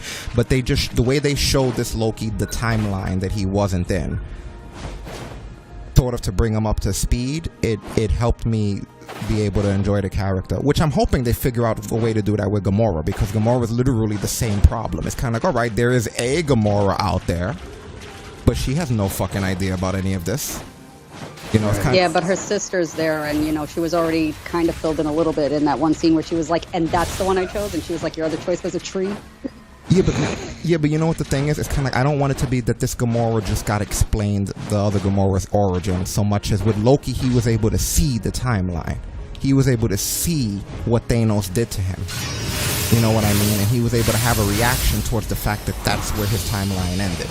You know, which is cool. With like, this Gamora is literally a different character in the sense that unless they find a way to show her physically, where she can see the past and see that she got thrown off of the thing and everything. Like, it's just an evil Gamora, because she was an evil character that works for Thanos. So it's kind of like, with Loki, I'm glad that they found a way for him to at least see the timeline. Since the last thing that happened to this Loki was Hulk grabbing him by the leg and smashing him all over the fucking place. He's not going to be like on good... Yeah, he's not going to be on like good terms with everybody. So I'm kind of glad that they did something in that first episode where he kind of gets brought up to speed. So he may not be the same Loki, but at least he's aware of what happened, you know? With the Gamora thing, she's just going to be a bad guy. I don't know how they're going to handle that, you know, but... No, she's not. She's not. The key there to her not being a bad guy was the fact that she saved her sister in general. Like, she saw those screenshots and she did see parts of the future of her being good and her and her sister being on the same side. That's why she saved her. So I think there's going to be a way where she's going to be able to see, or at least be told and be filled in. I mean, if this follows the way Marvel comics are written, which they seem to do a lot of the ways, not in the what's going to happen next, but in the style that they write Marvel comics in, I think that she'll always be in the Guardians of the Galaxy's movies. I do not think she'll be in the Guardians of the Galaxy team ever again. Like, I don't think she would be on the ship or in the team or with Star-Lord. Maybe at the end of the series they do something, but I really don't think that. It's better when something like that happens to just leave it that way, honestly. You know what I mean? It's kind of, I hate to compare it to this, but if you look at the original X-Men cartoon, like Morph dies in the first episode, I believe. One of the Sentinels kills Morph. Morph! No one gives a fuck about Morph anyway. But, he comes back intermittently as a character that's not quite right, and he's never ever again part of the team. That's just what it is, you know. That's just what Morph. I kind of feel like Gamora will always be a character involved in Guardians of the Galaxy and Marvel Universe, but I don't think that it'll ever be the way that it used to be. Like, the whole point of Avengers Endgame was to disassemble all of the teams. And if you really look carefully back at it, by the end of the movie, all of the teams are disassembled. There's no longer the Avengers. The Avengers are gone forever, because you can never have the combination of Captain America, Iron Man, Thor, Black Widow. They literally ended the original team. Tony Stark is dead. You know, Black Widow's dead. You know, Steve Rogers is old. When you really look at it, there's not many. Thor became fat and joined the Guardians of the Galaxy. He's going to stay a Guardian of the Galaxy. He's not going to be an Avenger. There's nothing wrong with that. But, you know, there's not an Avengers team. They're not going to have Avengers after this. And the Guardians of the Galaxy are going to be a different team. If they were going to be the same team, they wouldn't have gotten rid of Thor. They wouldn't have brought in, what's her name? The girl with the telepathy. They wouldn't have brought in her from the Marvel Universe. You know, like, they're going to change it to something different. They're not going to keep all of those actors. It'll be the Guardians of, first of all, that's not even the first Guardians of the Galaxy. The first one is the team that this guy was a part of. The blue guy that was the one that kidnapped Star-Lord when he was a kid. That's the original leader of the Guardians of the Galaxy in the original story, and that team, his original team, is the original team. So they're already doing variations. That the Guardians that we got was a made-up team. There, you have no combination of those Guardians in comic books before this. So you may have them now, because I know they usually do that, but you can't go find that combination of Guardians before those movies came out. So it's not like they're committed to that. Gamora existed, sure, and Groot existed, and Rocket existed, but they didn't all have that specific combination. They just used the name Guardians of Galaxy, really, and just made up their own team, which was smart because they did a good idea. But I think Gamora. I would sooner expect it to be a Gamora series or a Gamora movie than I would think that they're just gonna, okay, we just filled this one in and now she's back in the same slot. Like, why? That not only does that ruin it, but kind of like when in wrestling, when you say that ruins the whole point of somebody losing the title, that kills the value of the death. It devalues. The last thing you want to do in a comic book is devalue somebody's death. When you bring somebody back with no consequences, like they did Jon Snow, it devalues the death. It was like there was no consequence to this happen. So now in the future, there's less stakes when something like this happens. So, like, I wouldn't want there to be nothing from this, you know. And then the final reason why I'm with the Gamora situation is the fact that Gamora was nerfed in the movies, you know. So it's kind of like maybe this one won't be as shitty. Like, not that she was really shitty, but Gamora's supposed to be like a really high, powerful character. Like her sword's one of the most powerful swords in the Marvel universe, you know. And it just seemed like some chick who's tough. You know, like, she's pretty tough. Don't mess with her. She could be a bitch sometimes. Kind of like, no, sorry. So maybe the other one, without leaving Thanos aside for that duration of time, maybe the reboot will be different. It seemed like the one in the other timeline was more like the comic book Gamora than the one we got. So I would sooner think, like with Loki, we'll do a Gamora series. Have Gamora come on. I love the Loki series, you know, like the Loki series is excellent, and it's not even always action based, but it's intriguing to look at the timeline and stuff. And now that the pictures have already leaked of all three Spider-Man, Tobey Maguire, Andrew Lincoln, and this other guy, now that they've all freaking come together, we know there's a lot of timeline shit happen. Did you see the trailer to that Spider-Man? Oh yeah, it looks incredible. Yeah, and they're gonna have the other two Spider-Men in it too. That's gonna be awesome. And we hear that's going to have something to do with the way Loki and the way WandaVision ended as well. It's going to be incorporated into what's happening with this story. Which doesn't surprise me, because a lot of the things in both of those stories are really fucking trippy. The WandaVision one deals with reality, and the yeah, wouldn't you know it? And the Loki one deals with time. Yeah. I feel bad. He reminded me about Morph, and now I feel bad. Because that poor guy was lied to, and thought he was left there to be dead. It's so sad. Well, I think Mr. Sinister kidnapped him, so they thought he was dead. Yeah, exactly. And then he lied to him. It just hit me when we were talking about this, though. So the WandaVision was about reality, bending reality, and Loki's about bending time. Are they doing one series per reality stone? I mean, per Infinity Stone? That'd be crazy, right? Because I just thought about it seems like that. Because the first one, WandaVision, was all about reality bending, and this was all about time bending. You know what I mean? And now we're hearing that the Spider-Man is going to have something to do with both of those series. So yeah, it's quite interesting. We got some good writers and shit on board when it comes to this kind of stuff.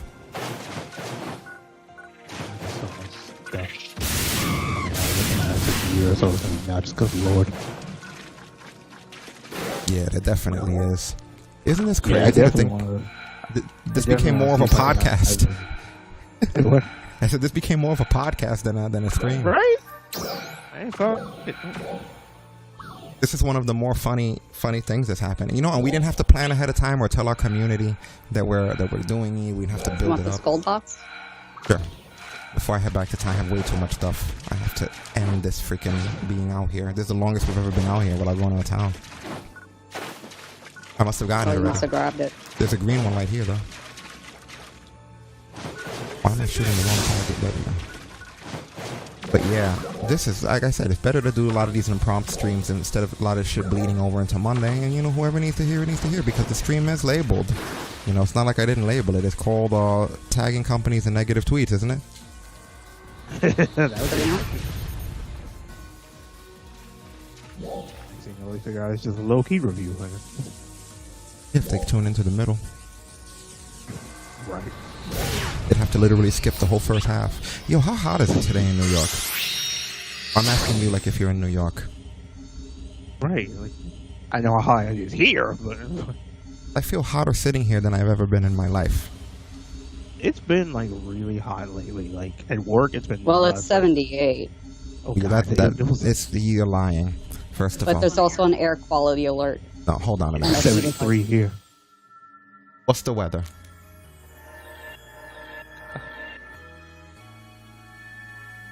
Kind of funny, you're gonna kick out of this though. Sure enough, when you started, Alexa that says rain, it 81. started to rain. The second the rain was over, it stopped. Oh wow, it says it's 81, feels like 87 according to Alexa. You're going by who? God. You're just going by a weather app. Come on, we have AIs for that.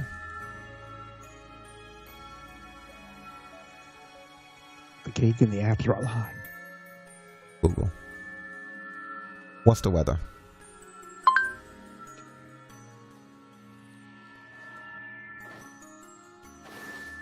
The 80's still a little rough.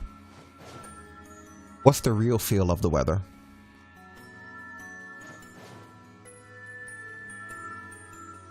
Says on the bottom, feels like 86. You should speak that though, you're being lazy.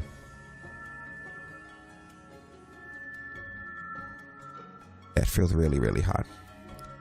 We're going to turn on the air conditioner, so sorry if it gets a little bit in the audio, but it's allowed in audios that's not Mondays. I actually even slipped it into one Monday in the last month, and the audio was so good that you guys didn't pick up on it.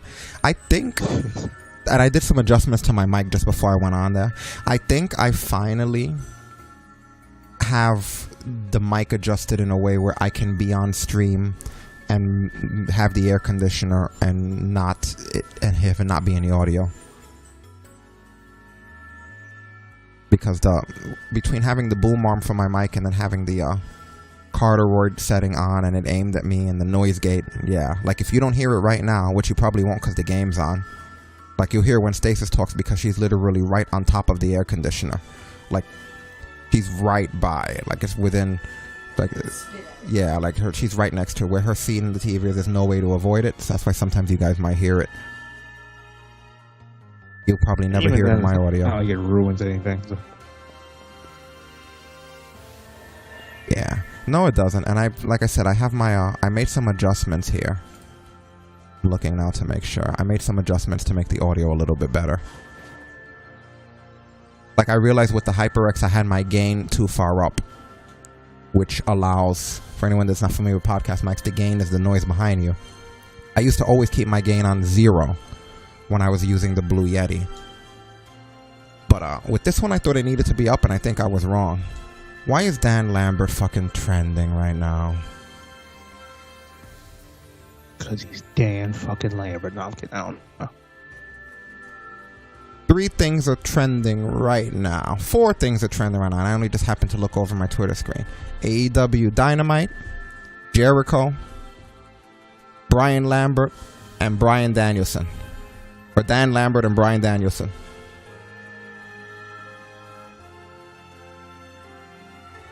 Oh, so who the fuck is Brian Lambert? I was like, does he have a brother? I don't know. We have a new campaign item, it would seem. Stasis just discovered. What is this? What is this? It looks like the notice that they were saying earlier. Oh, the anniversary. You're going to receive it for the target number of points. Yeah, that was all of the combined community. So what do we get here? We get a salon free pass, the Enscape dolls, which I never used, the STP rice look, I don't know what that is. A twinkling hairband, an N augmentation success rate 10% plus 2, and 5 of the 30%. Wow, Photon Quartz in the 50s, 200 SG ticket. That's real money. This is what Seb was talking about. You're right. I can't grab all of that right now because I have my inventory is full. Wow. This game has been really good to us. And that's one thing I love about this game. I feel like every other game that I've played like this, they always give you limited inventory so that you can either stress over your inventory or you can buy more bags and shit. This game was like, here's thousands of slots. You guys are going to need it to have fun. Yeah, look at this. Wow, look at how many katanas. No, I don't want my actual katana to go into inventory. Fuck that. I want every other katana to go into inventory. There's that bow, Xavier rod. I bet the katanas have gone up in price too. I should have bought it when I saw it. Catalina one, and then there's that other one. A bunch of prison armor. Prism armor, not prison for anyone who heard that wrong. They don't go to jail. Armor D-block? No, man. Yeah, can you imagine that shit? A couple of alpha reactors to sell for the last cash. thing I'm gonna see is armor. Are you kidding me?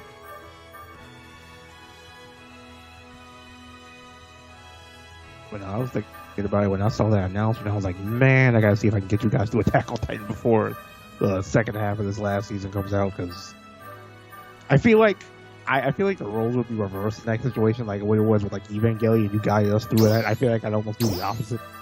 Yeah, we do have to do that some point soon. I keep forgetting about that. But yeah, we have. I mean, I have the series here. I believe I have the series here. Yeah. One or more items. It's just one of my favorite animes, just because like the way the storytelling is done, the way they have an interesting little habit, especially later on, of recapping stuff you didn't think about before, or like so much to change from that first episode to where it is now, and I'm like, oh my god. Yeah, I'm definitely interested with the stuff that I've seen. Oh, Attack on Titans? When I saw the main character, I just saw an appearance of him. I haven't watched anything. I just saw his appearance and I was like, oh no.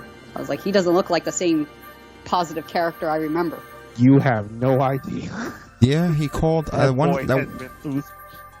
I didn't even realize that one scene I saw. I didn't even realize until the end of the scene who he was. I was like, oh, wait a minute. That's... What? A lot of people didn't, and that's what was so cool about it. Like, even somebody who watched every episode, when I saw him, it was when he was sitting down in the chair with the eye patch, right? Yeah. Yeah, when I saw him, until he said the other guy's name, I was like, oh, shit. And he was shitting on Mikasa, too. So that was another thing that pissed me off. I was like, you're shitting on Mikasa? I was like, she was a badass the whole time I watched this fucking series. Oh, yeah. Like, you guys are lucky she was alive. Between season 1 now. It's crazy how much everything's changed. Clearly. And also between season 3 and the start of season 4, there was like a huge time jump too. So, like, I didn't think about it until I watched maybe that first episode, how much time has passed between season 1 and now season 4. Yeah, that's crazy. Yeah, that is easily one of my favorite animes, just because how much stuff happens. Like, I the little thing I always do now in between seasons where I'll watch everything again and I'll see if I can catch little things I didn't catch before. I caught so much shit this last time around, and I'm like, wait a minute, what? No, wait, what? I was like, this happened and I didn't see it? What do you mean? Did I use the SG card There's ticket? so many things that are just game changers in that anime when they happen or when like certain things are discovered. Yeah, like I said, I want that in the rotation for sure. I wonder if Seb would be interested in that. Yeah, definitely. I'll be down to ask him because if he likes anime, that's a fun one definitely to add. Like I know I have a couple of people I work with. We all watched it in like real time, and it was like, oh my god, this is fucking crazy.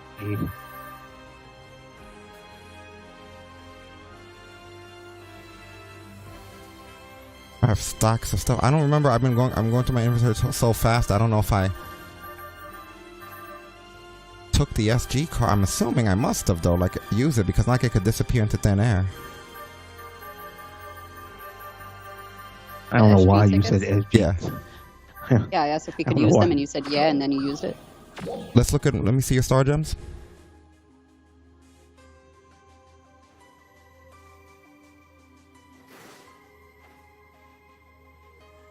I mean, we're only 100 apart in star gems. So yeah, I'm assuming I used it. I just wanted to make sure I used it. No, like if I need star gems, right?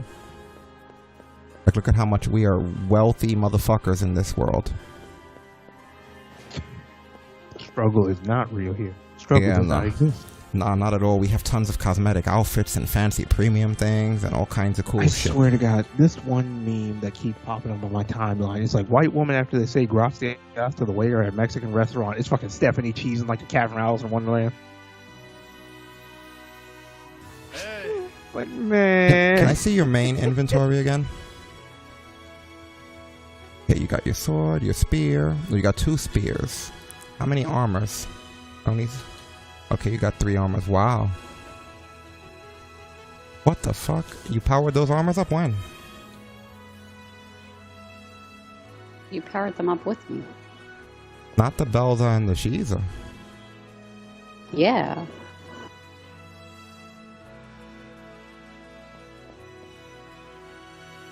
You had to have done that shit yourself. Didn't you have other armors before that were at plus 20 that you were wearing? Yeah, the regular ones. Those low-grade ones. That I put on when we first became the Braver because I couldn't wear those armor. But those weren't the armors you had before you became a Braver, were they? Those have been my armor since those armor have dropped. Okay. As you see, and I'm glad Dustin here because he could hear how picking your brain is. When did those armors drop? I don't know ago. Like a month ago?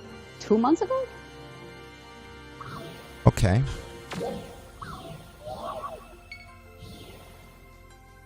There was only like an update. The last big update was like 2 weeks ago.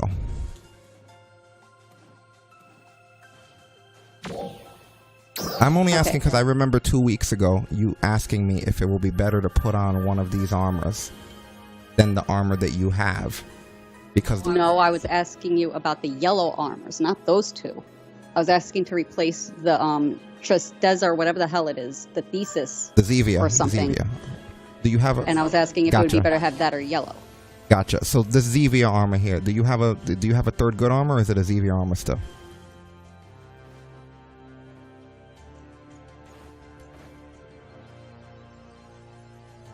What 3 armors are you wearing?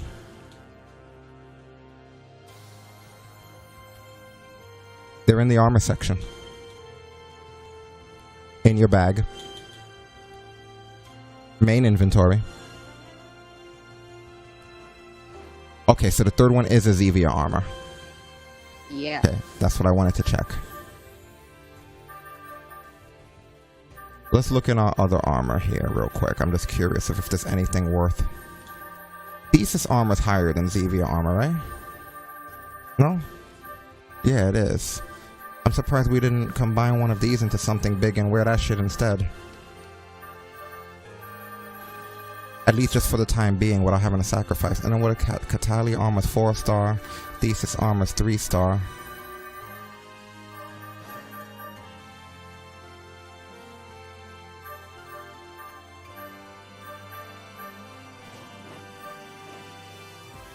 Interesting.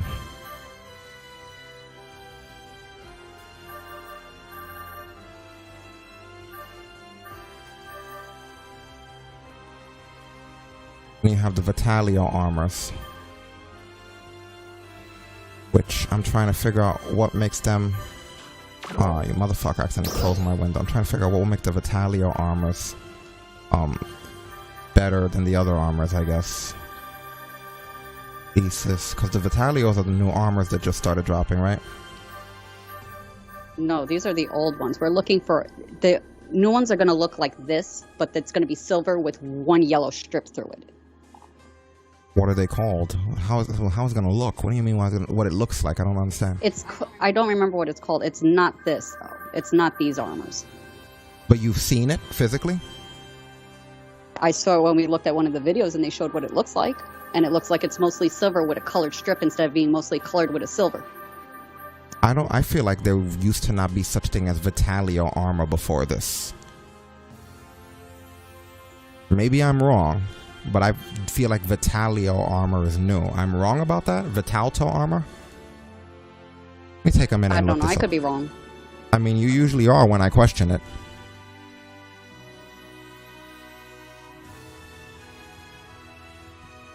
What is it, Vialto armor? Let me see if I could get a read on when the fuck this armor came out.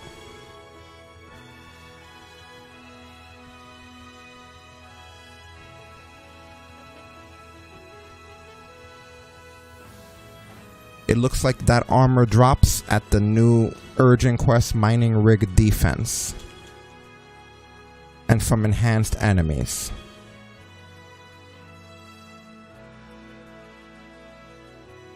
Page last edited August 18th. Sounds about right. Yeah, this Vitalio armor is new.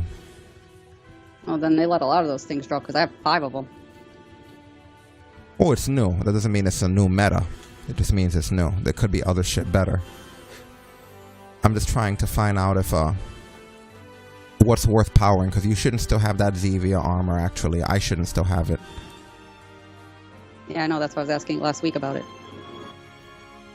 But then again, I see another page that shows it in June, but the page was last edited in June, so you had to be there by June. I'd have to see what the new armor is.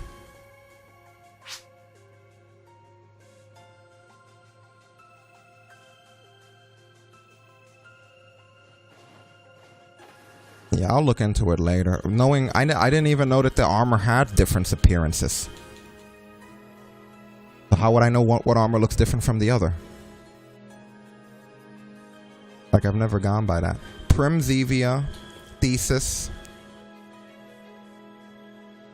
I still don't see a list of all the fucking armors. So weird. So the new armor has a stripe through it. But since I've never seen what armor looks like, I don't know what strike I would be looking for.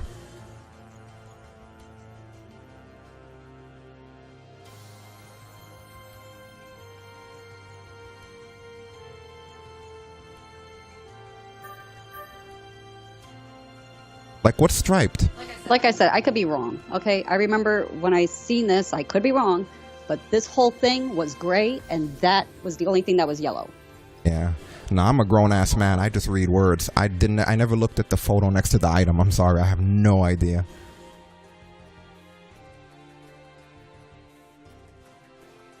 I'm looking here now on an armor chart.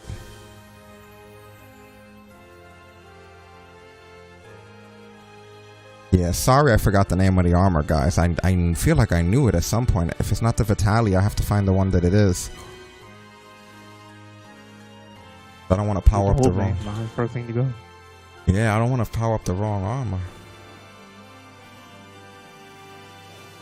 Oh, Vitalio armor Arga. So like the one that Seb had. There you go.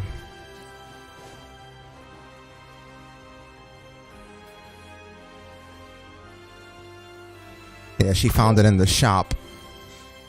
Yeah, Seb was saying that those are the ones that were dropping for him, right? Yeah, he said he got one of those.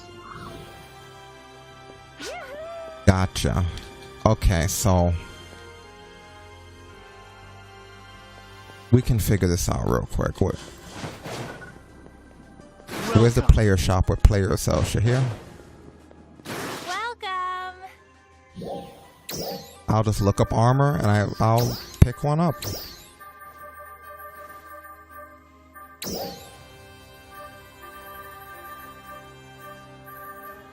You're going to want to look first because they also have the Beltos and the other ones.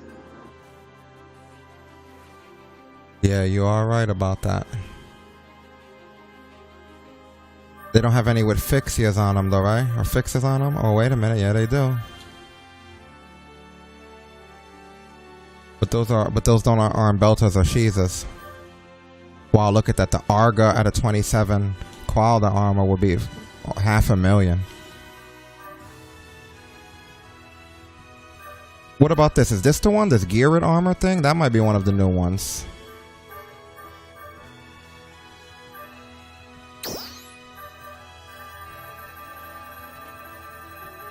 That too, I think, might be one of the purple one. I think that might be one of the new ones because I've never seen that one before. Look at that. 1.5 million, 7 million, as high as 7 million. Holy shit. Never seen anything quite like this.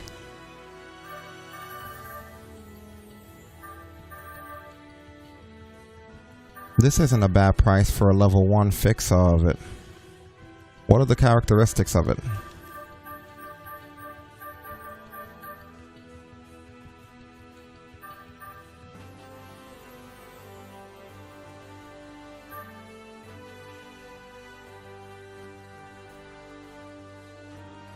These are kind of nice, not gonna lie.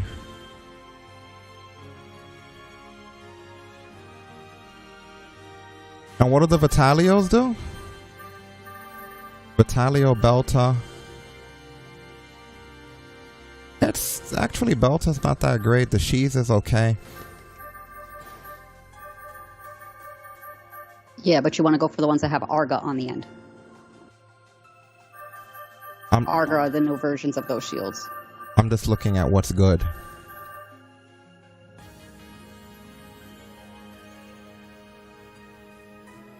Like what gives better stats here. Like look at that. That is really good. It's expensive, but really good for attack. You see, you'd have to upgrade some of these. Look at that. Powder armor Arga plus 40.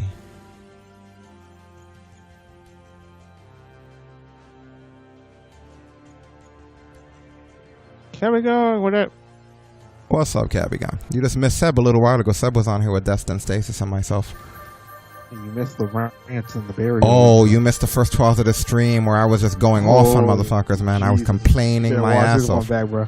Yeah, watch the on-demand when it drops because, yeah, man, I went off on quite the, I had a lot of venting to do about other streamers, I hate to say, but other streamers on this platform and their behavior.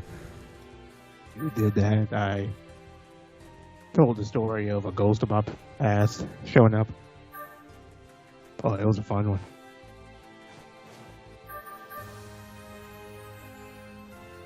See, I don't know what I would prefer because the Arga, you can tell. So Arga essentially looks like it boosts your hit points a little bit, which I don't care about. It boosts your weapon power and it boosts your range power. Belta boosts your range power and your magic power, like wands, rods, casting fire, casting ice, casting lightning.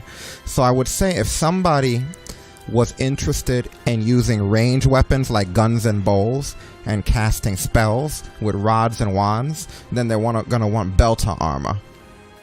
Shiza looks like if you're someone who's gonna be using staves and swords and casting spells with rods and wands, you want Shiza.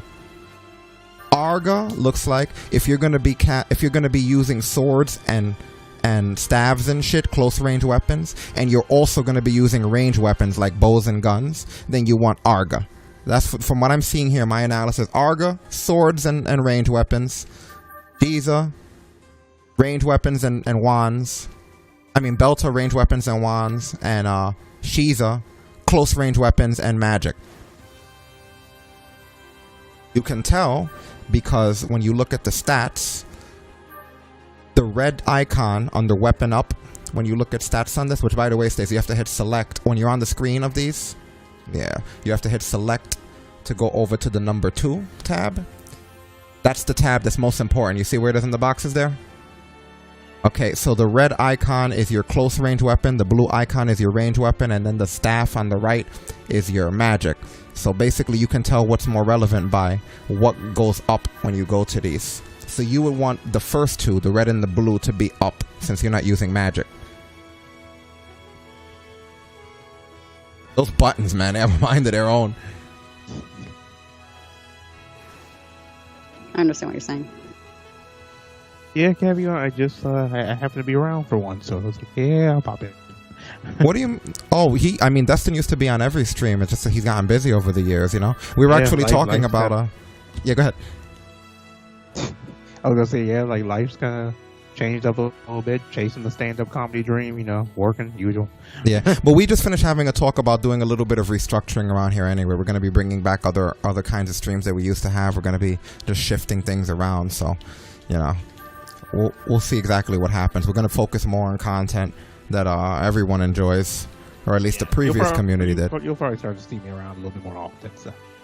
Yeah, like we're going to start putting some really cool shit together. Things that we used to do that worked, and rotating around who we have on the air, having people from the chat room participate in the games more often like we used to. So I guess for me, which is difficult because for me, I like the bow now. Otherwise, I wouldn't have to worry about the blue going up at all. But for me, realistically, as someone who uses just range weapons and wands, I probably want the first and the last thing to be high, and then the middle thing for range weapons to be low. It's not like I can't change armor when I change weapons too.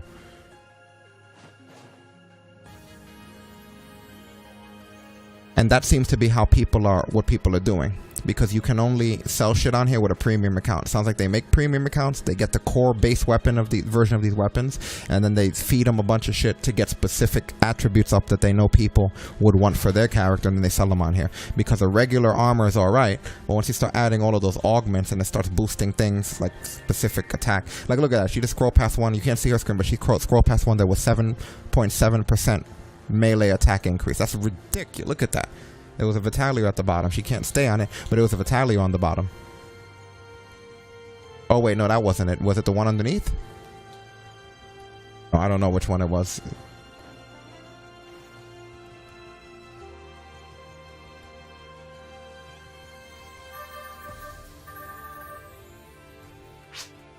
No, the website's not important. Most people don't even have a website anymore. You know? Like, there's no point. The website is there. The website's there because it's easy to say. Because unlike most people who have complicated websites, something like TalkBrunch1word.com is priceless because it's easy to plug. I don't have to be on there. We used to have people on the show who will be like, you can follow me on Twitter, and you can also follow me over here, and you can plug me. If you look on here and scroll down, like, look, we could just say TalkBrunch.com and it covers everything, but the website's irrelevant. Nowadays, most people either plug their Facebook or their Twitter or their Twitch or their Facebook gaming. No one wants to ever leave the platform that they're on to see your shit. Like if someone's scrolling on Twitch, someone's scrolling on Twitter and they see your YouTube stream, they're less likely to click it because it's going to take them off of the platform and another app's going to open up for them to go on YouTube. Whereas people, if it's embedded into what they're already on, they're more likely to engage it, which is the reason why our Facebook numbers when we do a pay-per-view are through the fucking roof. But the game numbers aren't, because they can just press on the pay-per-view without leaving Facebook, without it clicking and taking them somewhere else. So it's like the website's okay, but really the focus has to be making sure that the platform they're on distributes the content. Because I've noticed nowadays no one's going to leave and go to another thing for you. You got to be on the thing that they're on. The one you saw was a 7.7, right? Why do you ask? Is that the 7.7? Yes, that's the one that you were looking at. That's why I skipped it, because of the price. No, I wasn't encouraging you to buy it. We were just watching. Like, let's say that we went to the mall, right? And I saw like a really, really, really nice Gundam. It was like $200. And I went, oh, look at that Gundam. That doesn't mean I want you to go in there and buy the shit. What I'm saying is that armor has a 7% increase in melee. That's an example of why people are able to sell it that expensively. You could look at it. What I was looking at was this. Yeah, you could look at it and they won't charge you. You say that now, but what the game industry be now? You'd be like, okay, look at it, $5 charge. Fuck. No, the one you're looking at is good too. I was just looking through all of them. I just want to see what options there were. You know how you scan through them and somebody will sell the really good thing really cheap because they're stupid and don't know? I used to think that, but the fact that you have to be a premium member to even sell stuff by that point, and them getting to the shop and getting this stuff up and having it that level, like for them, it's not like it's gonna come that way. For them they must have gone and augmented the shit out of it. Nothing drops that looks like that. Nothing will ever drop that looks like any of this. These are weapons that they took time into making specific things on so that they could sell them. So that's why I don't think I was coming across someone stupid enough to buy something to sell something crazy. Like, that's a good Vitalio armor that you're looking at. It ain't great. $500,000. You'll find stuff like that, sure, but like the ones that are going for like $500,000 or over $1 million, that's because these people gone online and they really crafted the shit out of it. In a lot of ways, you have to keep in mind that real money is at stake with a lot of this stuff, you know? There are people who probably have characters just to craft and sell. So what I'm gonna do, because I don't want to stay dealing with armor too long, it gets boring after a while. I just want to get rid of my Zevia armor. I don't really even give a shit that much about what's there. I just think it's very bootleg at this point in our lives to have Zevia armor. Or Visa armor, whatever the fuck it's called. So I just want to see armor. Yeah, you can't search by price on here at all, because if you do, you wind up with a bunch of that Zevia armor. Like, I just want something that doesn't break the bank, that's nice. I guess that's what everybody wants when they go shopping, though, right? Whoever goes, I want to spend my cash. Hey, you never know, man. I be seeing people come through. I think I saw a guy come through Burger King and wants to spend like $100.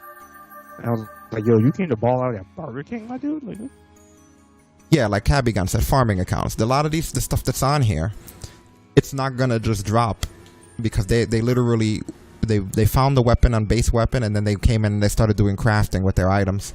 So to think that after all that they'd be like, oh, $100, I don't think so. Wow, that Jared armor is really nice, man. And it gives a boost to your melee, your range, and your it gives a boost to everything. Wilder armor Arga's pretty good. Some of these prices, boy.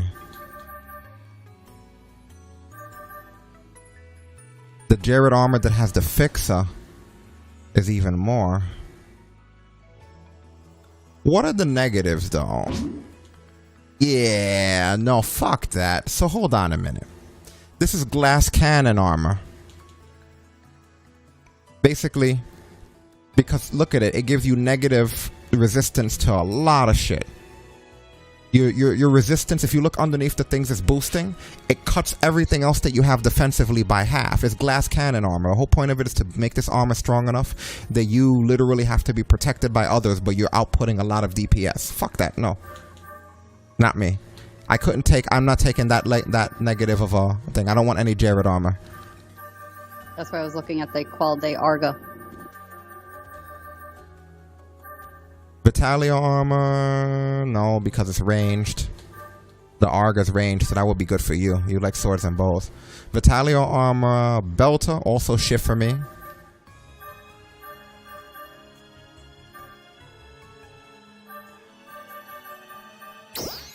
Wow, so much has changed with a few updates as far as these weapons and armors go. That's why people that were shitting on this game, oh, they don't have enough content. Oh, it's like all it takes, man, is a few things and you change up the whole landscape.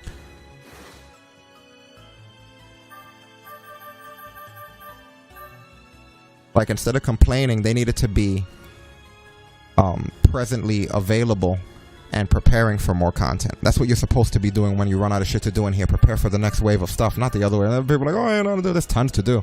Okay, so Shiza, Vitalio Shiza is pretty good for me. I don't know if I want to spend 500,000 on it.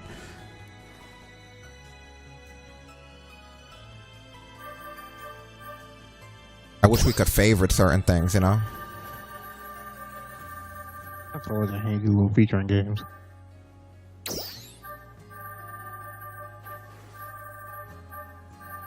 Funny to think how many of these weapons and items and names are still from like the old Sega Master System Phantasy Star. They make sure that you at least you have some idea what you're doing still. That's still one of the greatest games, Phantasy Star 1. They did a Phantasy Star 1 remake. I don't even want to say a remake, but somewhat a remake on the Switch. That's really good because believe it or not, the one thing that game didn't have that you would think it would need. Just to give you some context here. So the game is one of those games that's a dungeon crawler where you're watching the character walk through the dungeon from a first person view, where you see like the dungeon sort of the camera coming at you as you're walking through the dungeon.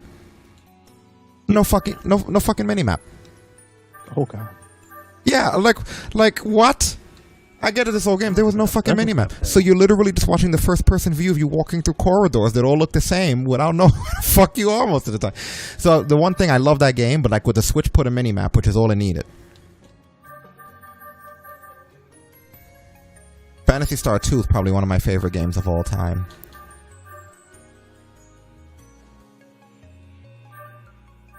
Yeah, we got some expensive stuff here, boy. These guys are not playing. And yeah, I wish I could. Vitaly, look at that, 800. Wow, I don't even know what that number is. The fuck is going on Make here? this number up? What the fuck? It was like 8,500,000, some crazy shit.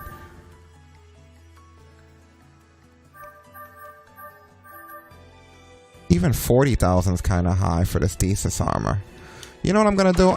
Because for now I'm not sure where. I don't see anything that I want for a price that I want. Welcome. Yeah, see these icons are there because all of this stuff is cheap to do now. I'm gonna go and grab an armor from my own shit.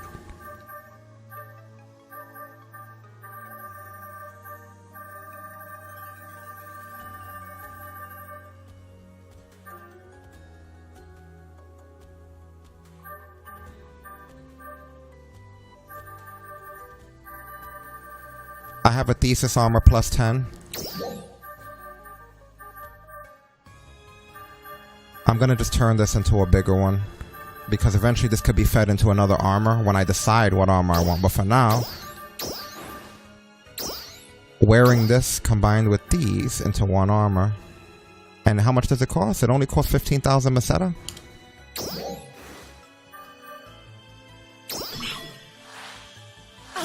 And I got a great success on the first roll, which maxed it out on one fucking roll. Look at that. They're on my side today. I'm already out of here. That's it. Great success. I'll wear this. See, the reason I'm willing to do that is because I would have upgraded my Thesis armor to plus 20 eventually anyway, just to feed it into another armor. So may as well just wear a Thesis armor that's better than a ZV armor for the time being. Look at that, you got a Fixa. If you're going to make one Stasis, start with the Fixa version of it. I didn't have a Fixa version of it. Oh, did it stay in my, Oh, I got to get out of my storage? Yeah.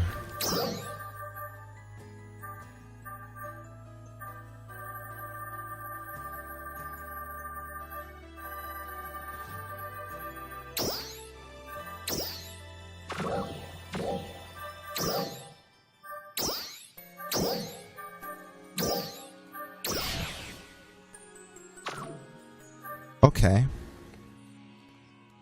Now what happened? What am I holding? I'm holding the wand, right?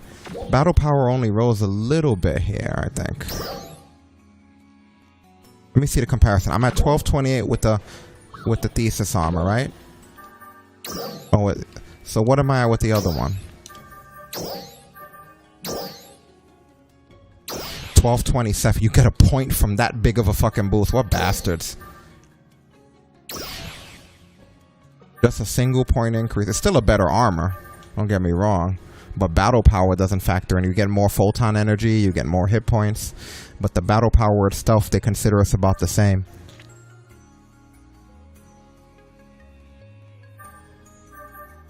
What's the max capacity of this kind? Oh, this can go up to 30? I guess that's the main reason why Thesis armor is considered good. Welcome. I mean, better than Ziva. It's not good. It's still shit armor. Don't get me wrong.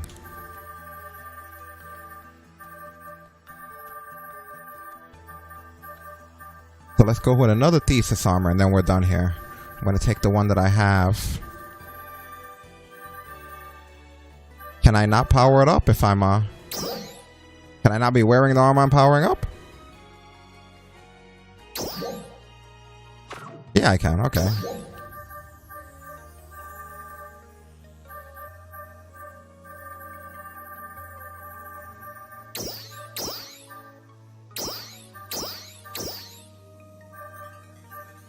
So it wasn't max, since this can go up another 10 levels. But if you guys really like me, you could give me another great success. And that'll make this go completely up. Come on, come on, come on, come on. They did! I can't fucking believe they gave me another great success. Is this on? This is taped, right? Holy fuck!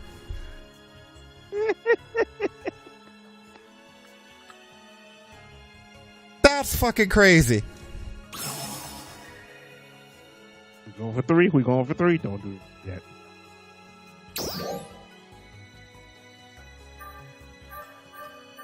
What happens if I feed the Xavier armor plus 20 into it? Oh, it can't be. Oh, it's locked. That's right. Oh, let me lock. Let me unlock that then, because I won't need the old armor.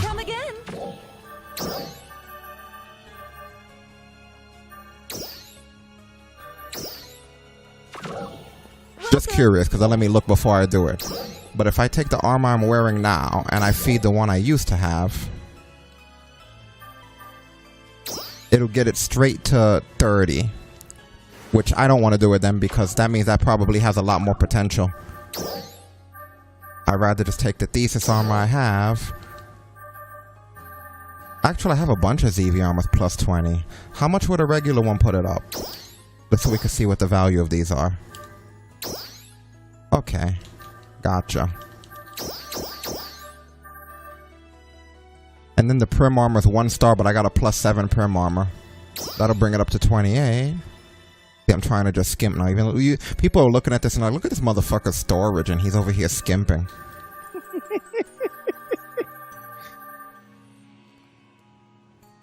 Ridiculous, right?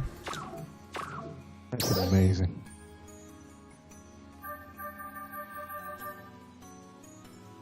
I handle the stores the way my dad handles money, you know? I have 20K, but I'll lend you 20 bucks.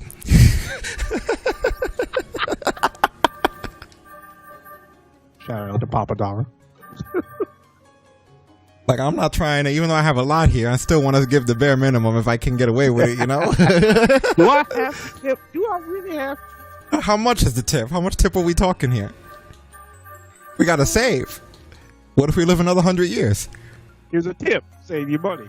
What? Yeah, that's a good tip, right? I wish I would work in a restaurant. Somebody hit me with that shit. I'll stab you in the neck with the pan on sight. What the fuck is wrong with you? Here's a tip. Apply pressure and just walk away. Most parents are like that, though. It's like, hey, we can have 50 grand in our account. Oh, you know, you need something? Oh, here's 15. What the fuck?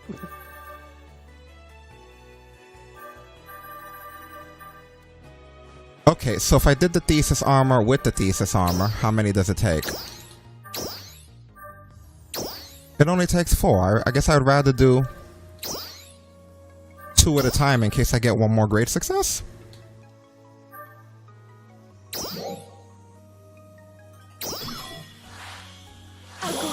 Okay, clearly this is just rigged now. So maybe that's what they meant by half the money. Maybe they're just giving great successes every time you roll no matter what, and that's how it's costing half the money. Because there's no way they gave me 3 great successes in a row. They're not that nice. I think that's what it is.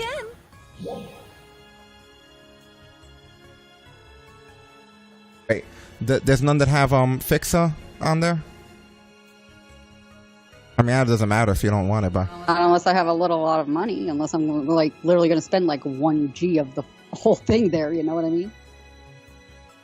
Yeah, that's rough. That's... Come again.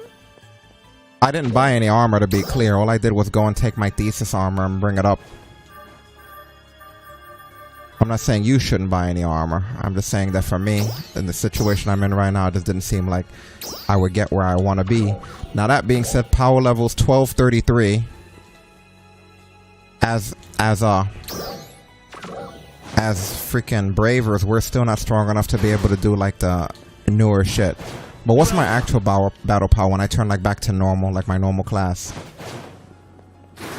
At least that way we'll know where we are. Thanks for stopping by. Okay, I'm gonna turn myself back to attacker. Come by anytime, okay? And my battle power is 1272. That doesn't seem right though. Right?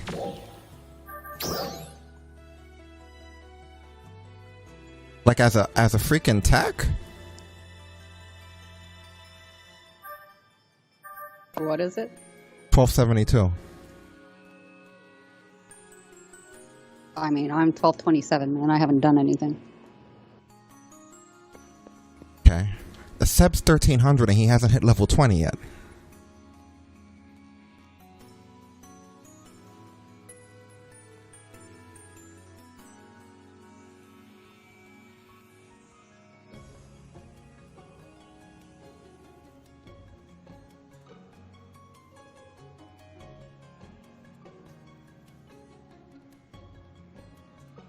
Alright, well anyway, I think I'm good with that. Is there anything you wanted to do? I'm glad you bought one. I'll take one look at the player shop just in case there's something I physically want to buy, and I'll just feed my Thesis armor into it.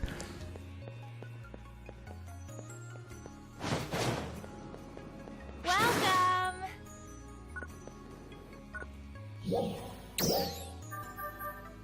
Perform multiples or no, I just want to look for a fucking piece of armor. That's all.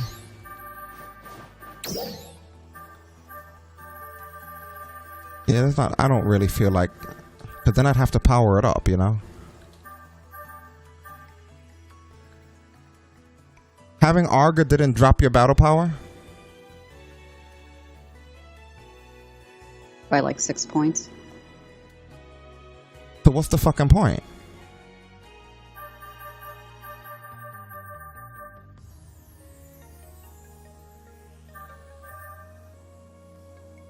The armor I have doesn't give me any HP. It gives me 2 PP, and that's it. When I go to the other one that I just got, the Volta that I bought for like 5,000, I get 25% HP, and I get a 5% on the close and a 5% on the range. If you're gonna power it up to have your battle power back the way it was, I guess that would make sense. But since having high battle power is like the most important thing for content, that would be the only way it would make sense. If now you're gonna come in here and just feed it stuff, sure. See you later. Well, I mean, I'd rather feed this stuff than feed the old stuff that I have to itself.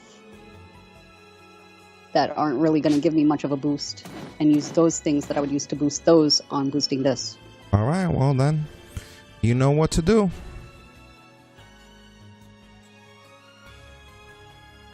Oh god, well this was fun, but What you gotta do? One drop before you leave. All she has to do is... Yeah, man! Got to get to work! There you go. Hey man, time to get to work. Hell no. Oh man. Yeah, I figured you were gonna break. I'm surprised you stood as long as you did for this. I guess for the podcast version, now we'll just go back into regular gaming. I'm probably gonna switch to the Ascent in a little while anyway and just end this stream for good. Alright. Yeah, I should be in maybe around 4 or 5 tomorrow, so I mean if you guys are available and wanna get started on Attack on Titan, I'll shoot you a message, just let me know. Yeah, I'll be around. I'll definitely be around tomorrow around that time. Maybe a little bit later. We'll see. But I'll be here until I fall asleep. Honestly, I don't think I have anything else to do or can get done. I don't want to say I don't have anything else to do. Any business I have to do, the places I have to do it with are now closed, so I have nothing I can do but be here right now. So this is where I will be. Right. I'm going to switch to the Ascent and I'm going to beat it because I want that game gone. And by the way, I don't know if you saw the announcement, but pretty much everything's going to be playable over the cloud on your console, just like I told you guys. I told you guys they were going to do that. You don't even need any system. Yeah, careful, man. Dang. Oh yeah, almost. I'm so glad there was nothing in there. Oh good God, I cried. Yeah, so we're going to have it's going to be a fun year of gaming. Right. And February is going to be ridiculous. Like, so much shit's coming out in February. Like, oh Christ in heaven. Psychonauts 2 is already out, but I want to play through Psychonauts 1 again on stream from beginning to end. I have to find out how many hours the length of the game is, if I could kill it in 1 or 2 streams. I feel like I owe this channel to stream the regular one, not just jump on the new one. Yeah, yes, the Refresh first everybody up on the great. story. Right. Yeah. Yeah, the first Psychonauts was great from my memory. So. Oh yeah, and the second one's gotten awesome. yeah, and the second one's gotten great reviews. Oh yeah, it's been fantastic so far apparently. But yeah, I'll shoot you a message probably sometime before I get off work, and then we'll see what's going on. But for now, I will catch you guys later. Later, dude. Later, Later, man. guys.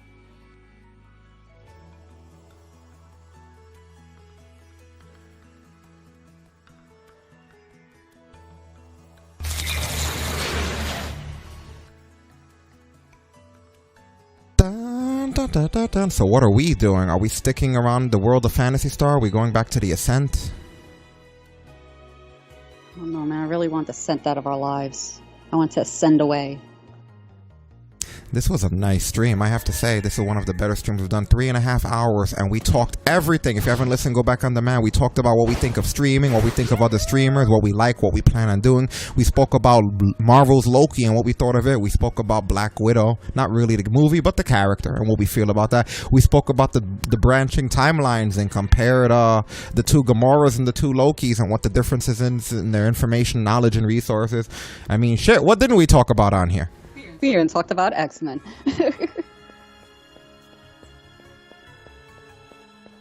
Yeah, that's the way a lot of these streams are supposed to go, and that's the way I prefer for a lot of these streams to go. So, kudos. Phantasy Star is the better game, just for the record, guys. Anyone doesn't know, than the Ascent. Phantasy Star is one of my favorite games on Xbox One. I love this game just because it's all fun, zero stress. Even the items that you saw us dealing with before, it's just cool. Like when you understand the stuff.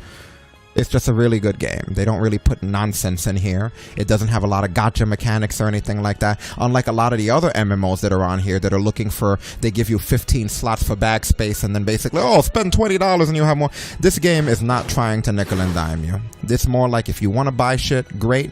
But if you don't, you can just play the game like everybody else and you're not really limited too much. So this is a fantastic game. Unlike Bless Unleashed, and I hate to call out another game on the same stream, but Bless Unleashed sucked. It was everything. It was the reason why people don't play games like this. Because they're scared. They're waiting for you to fuck them. This game doesn't do that. It stays good. It stays fun. No one gets fucked. Everybody keeps their pants on.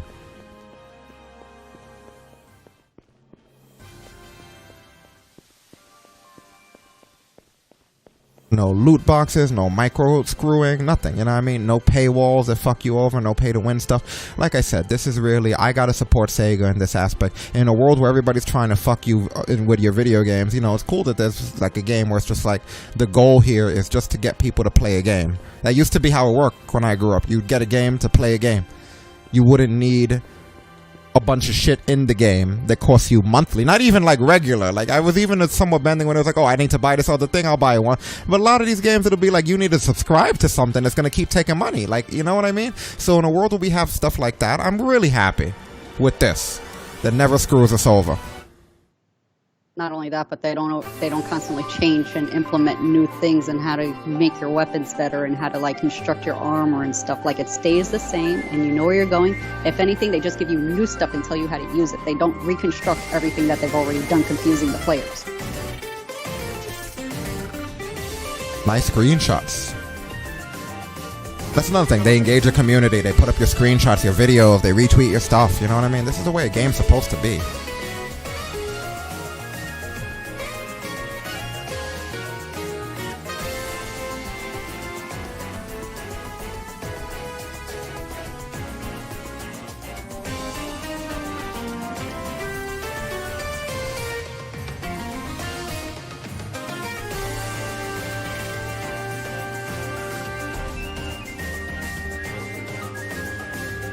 Phantasy Star pinups.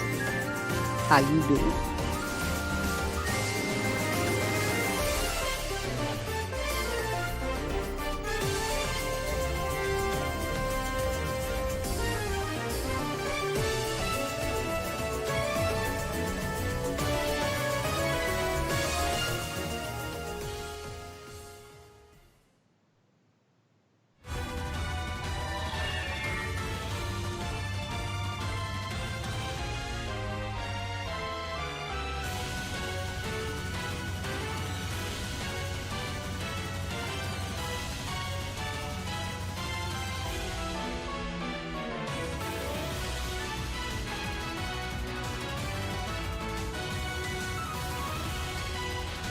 There's nothing in this set of scratch tickets that I want to unlock, honestly. I think I have all the coats and stuff that I want. I have all the coats, jackets, different kind of attire. Oh, that's kind of nice. I could go for one of those, actually, whatever that was.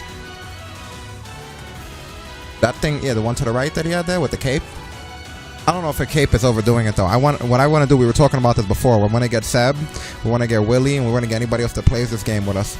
And we want to all buy suits so that we could look like the Turks or like a J-pop band. Because they sell suits, like suit and tie type shit. So we're going to all wear suits. We could be the Turks from Final Fantasy 7. We'll all walk around here as suits.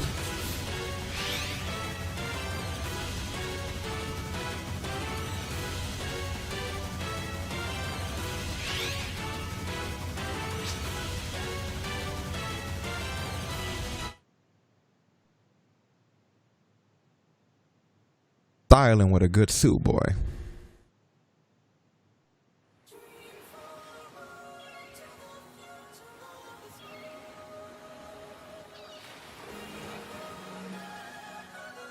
Still funny to me how they play the opening video of the title screen if you wait here. Just because I always have to hear, this is what I'm listening to while I'm always plugging in everything and getting set up to stream. This is my background of my television until we get on the air. Like that video that they're playing just loops while I'm setting up.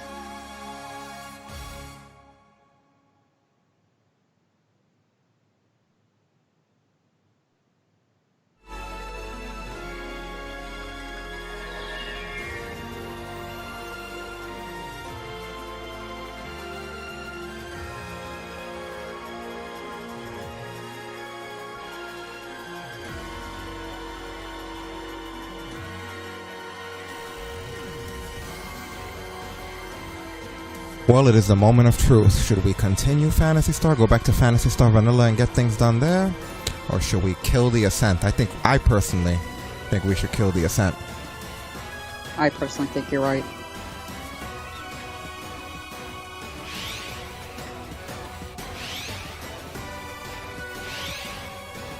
I think we can 100% the Ascent. And then we can come back here where it's more fun. Not that the Ascent isn't fun. It's a fun game with a lot of flaws for anyone when I'm not bashing the game, even though I am. Anyway, those of you that are here because I was ranting and going off, thank you for coming. Those of you that are here just because you'd like to hang out, thank you, and stay tuned. I'm just going to turn it off and I'll turn it back on in a minute. See you soon. On that note, we're out of here. See you shortly. Shut it down.